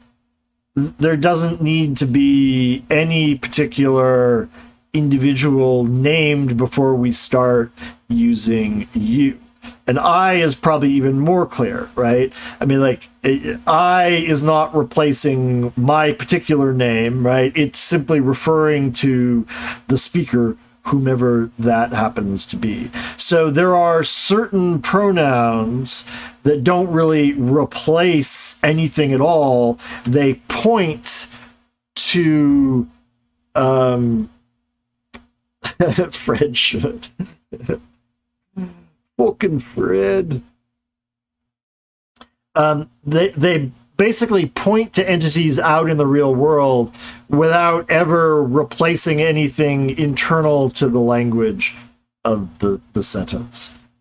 Yeah, we would work exactly there, right? Slightly different reference in that case, but would work equally well grammatically, right? And again, we doesn't have any specific noun phrase to replace, right? It's just referring to the speaker and some other people, right?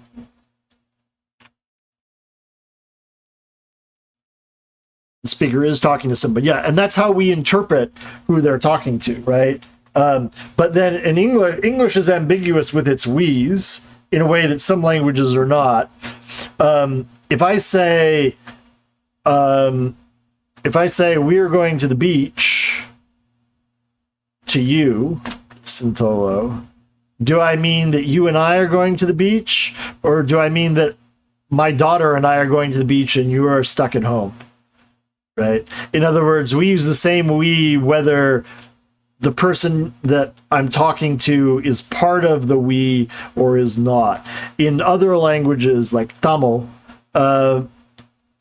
you have a separate pronoun for what's called inclusive we and exclusive we. Yeah, there are a lot of differentiations. Greek definitely has more than English, but there are more that, we're going to talk about these in a minute. In fact, here, you don't have to memorize this table. I just wanted to give you a quick overview of some of the different distinctions. Yeah, English is very slack. Look, some languages make some distinctions that other languages don't, right? We get by without it, right?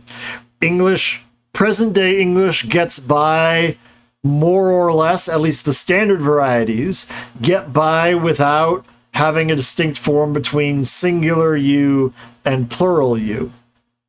Okay? We used to have that distinction. We used to have thee and thou and you for the plural, right? In almost all dialects, we have lost thou and thee. Right? Go back even further in time, and Old English had a dual number.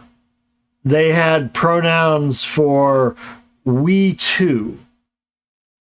So precisely two of something, they had a special pronoun for. Where, as opposed to generically more than two. Right?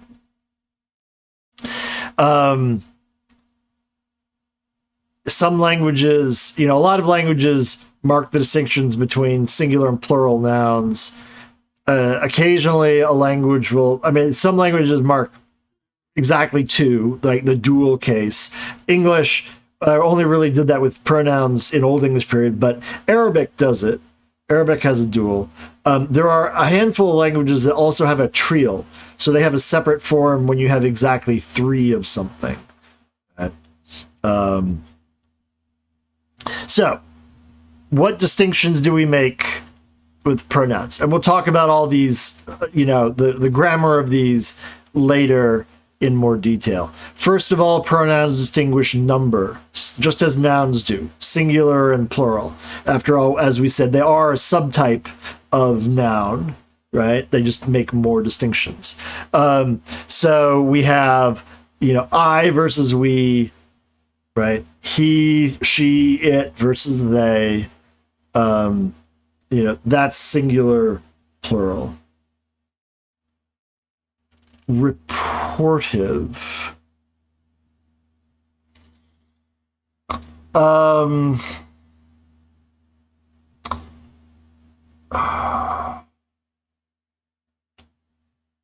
What's the Greek for it?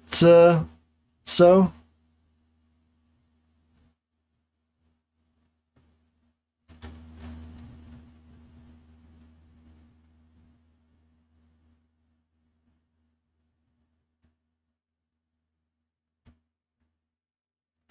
Okay, so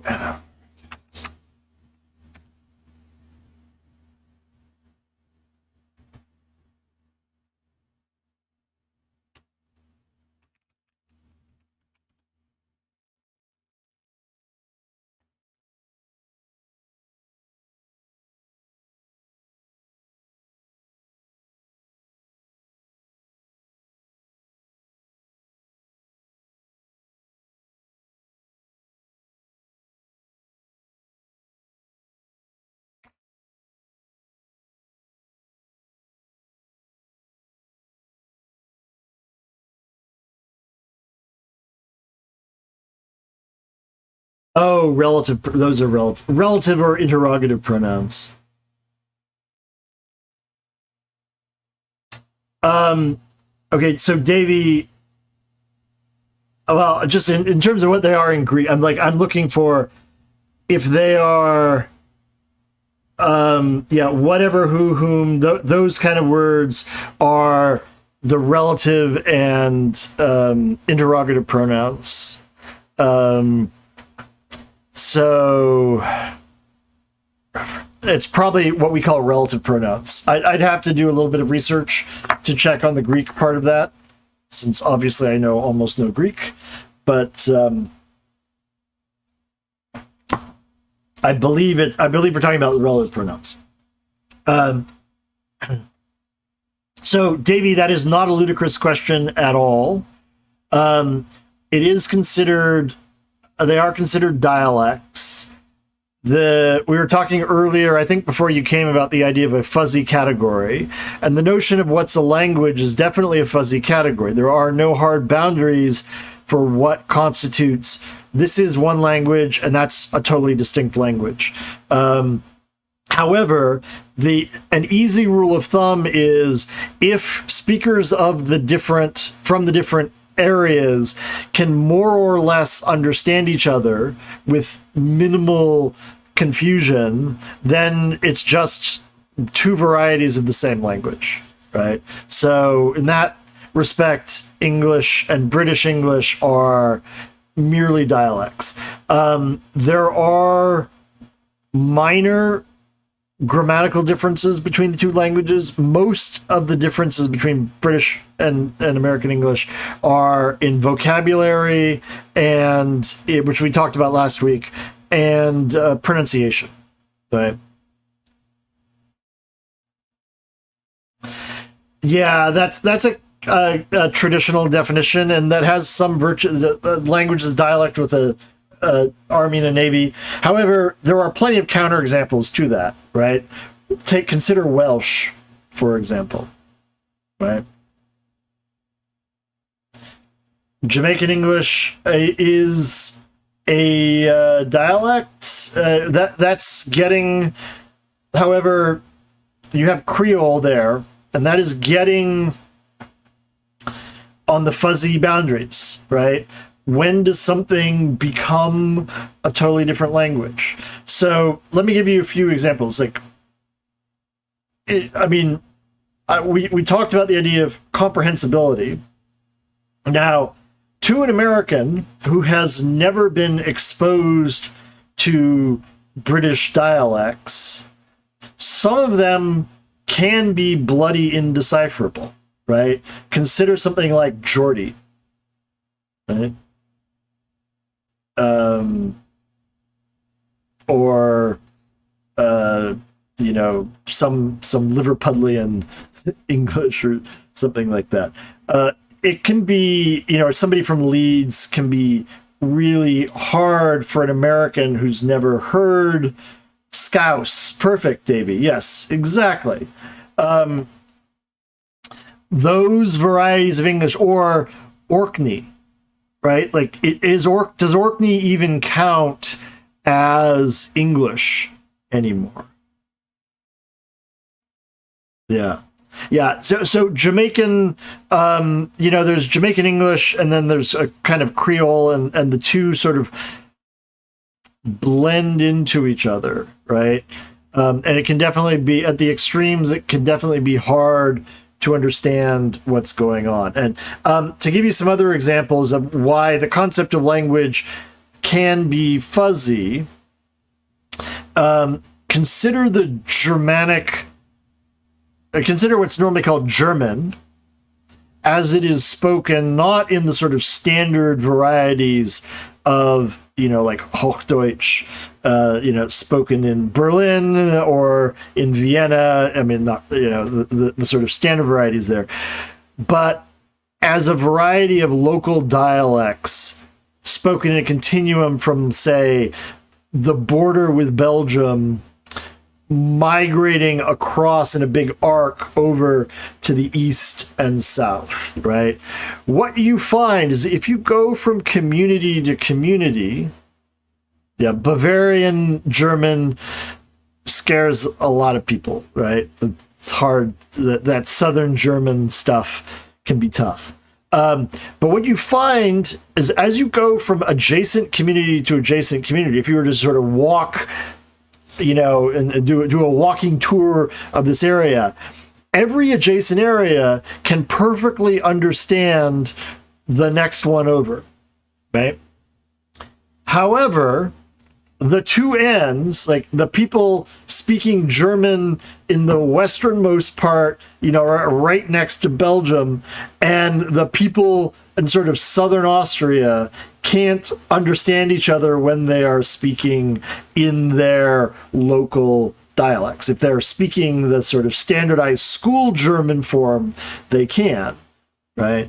But, that's a very different kind of thing. So a lot of languages, like in modern industrial societies, you've had a lot of standardization around certain prestige forms, which become the standard language, right? So you have Parisian French, which has pushed out the huge variety of French dialects, hasn't completely eliminated them, but it's certainly tamped them down a lot. Like during World War I, you had all these French soldiers coming into the army, and they couldn't understand it. The folks from Toulon could not understand the folks from Brest, because their varieties were so different, right? So we have nothing that extreme in the outside of Britain, right? Because places like America, Australia were settled very recently, and people have spread out quickly, so that you have these wide regions of relatively homogeneous dialects. And the places where you have the most variety are the places that have been settled the longest, right? So the west of the US is this big, huge, sort of vague Midwest dialect region with only very minor differences separating region from region, largely because settlement was recent and rapid, right? And so it's all spread out through the whole area.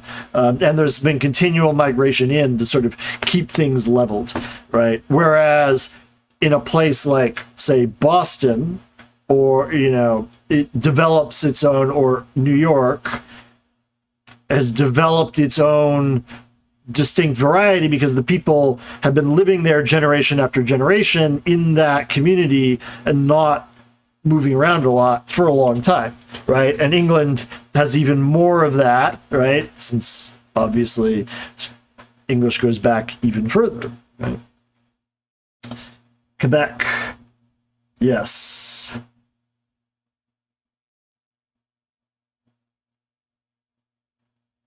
Yeah, that's almost certainly true. I don't know about Quebec and the R. I mean, definitely trilled R versus uvular R is a distinguishing feature of Languedoc and Languedoc. So the Southern French, the traditional Southern French has the trilled R, the R, and the Northern French has the uvular R, the R sound.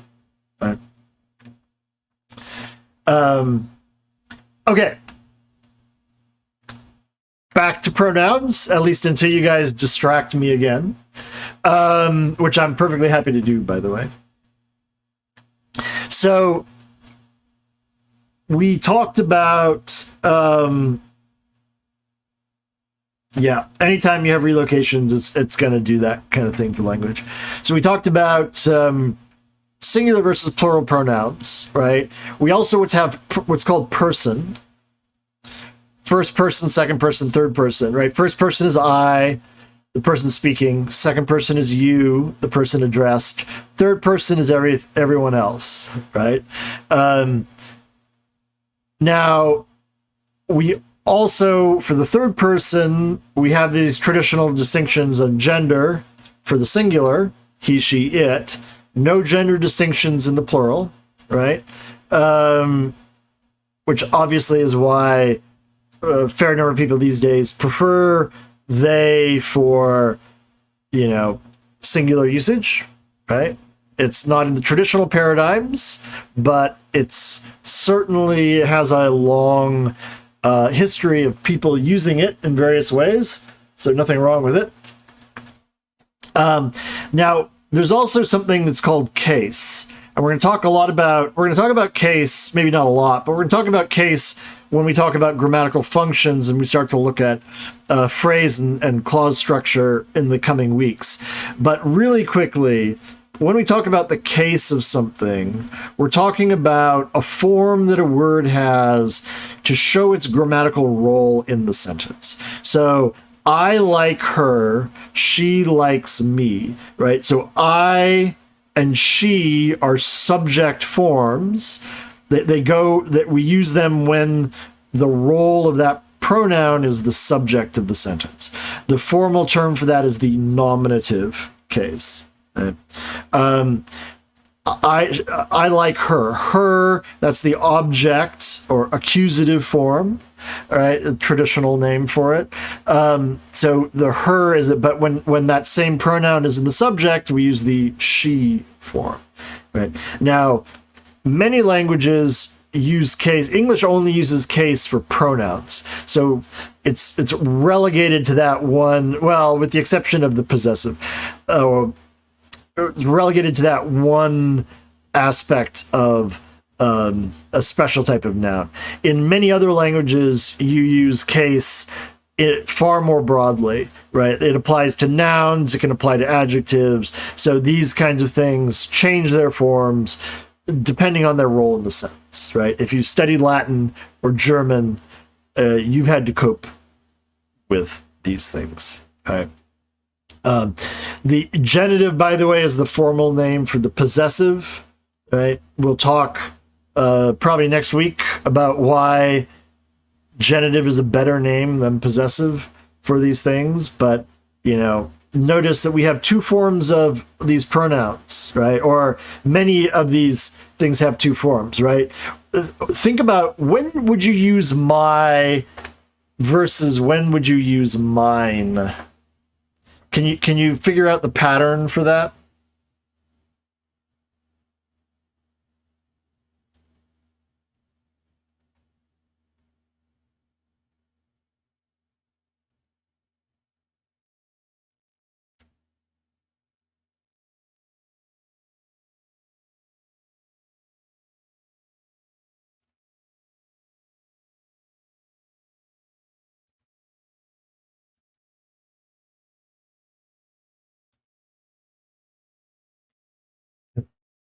Yeah, that's perfect, Centella. My book, the book is mine. So in other words, my book, when it's dependent, when it's immediately followed by the book, then we use that first form. When it's off on its own as a separate thing, that's the only word in the phrase, mine, right? We didn't used to have a distinction, right? You go back historically and it's mine book, right? But, or even mean book, if you go back far enough. I'll come to reflexives in a minute because I want to sort of show those. But,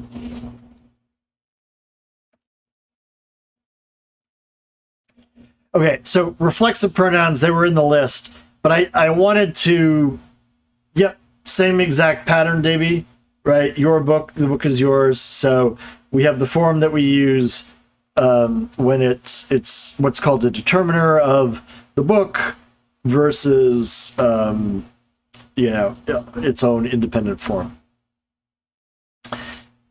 So a reflexive pronoun, what's different between these two sentences?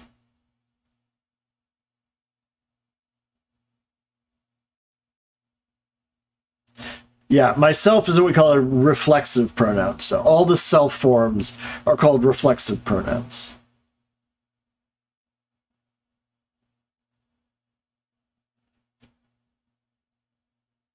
Hey, Tasia. They're both actually sentences.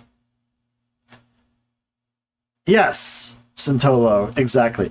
If we ask, who does her refer to?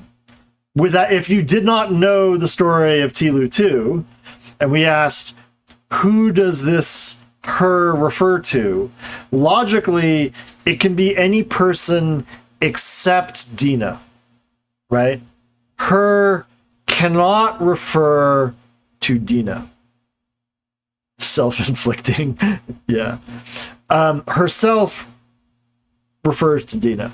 So, and this is this is one point about the way pronouns are used, right? That her here, there's a whole, I'm not going to go into the whole technical explanation of this because it gets super intricate, but the basic rule here, right? Her is sort of unbound, except that it's blocked from referring to the subject. So we use the reflexive pronoun. One of the main reasons we use a reflexive pronoun is when we need a pronoun somewhere in the body of the clause there to refer to the subject, right? We can also use reflexive pronouns for emphasis, right? He himself has said it, and it's greatly to his credit, for he is an Englishman. Sorry. Little Gilbert and Sullivan. Okay. So these, I think, were the pronouns that you were talking about. Who, whom, whose, which, similar words. These are used in two basic contexts. One is what we call interrogative, in other words, to ask questions, right? Who did it? Things like that. But they're also used in what's called a relative construction. So the boy who, I don't know. Think of a stupid sentence. The boy who bought a new computer, right? With whom am I speaking? Well, that's an interrogative, right? The person whom I am speaking to, right? Notice that's not a question. It's part of a larger clause. That's called a relative clause. Hey, Cress, how's it going? That particular construction we're going to get to eventually. You need to understand how relative clauses work in order to have like good, sophisticated writing, but we can't get there until we develop a whole bunch of preliminary stuff first. So I'm throwing it out here just to sort of show you that this stuff exists. You might have heard discussion of relative clauses at some point. We'll get there eventually, but we got weeks of preliminary work. Whomever. Yeah, so the ever forms are, in traditional grammar, in English anyway, they are just part of the same sequence. In a more linguistically influenced grammar, they're slightly different. They're actually combined forms. They have slightly weird behavior, right? Yeah, relative clause. You've had to deal with relative clauses. Yeah, definitely a subject that English as a second language classes have to spend a lot of time on how they work. You might not remember the details, but you almost certainly can both read and construct sentences that contain them. In fact, I just used one right there. Sentences that contain them. That has a relative clause in it. So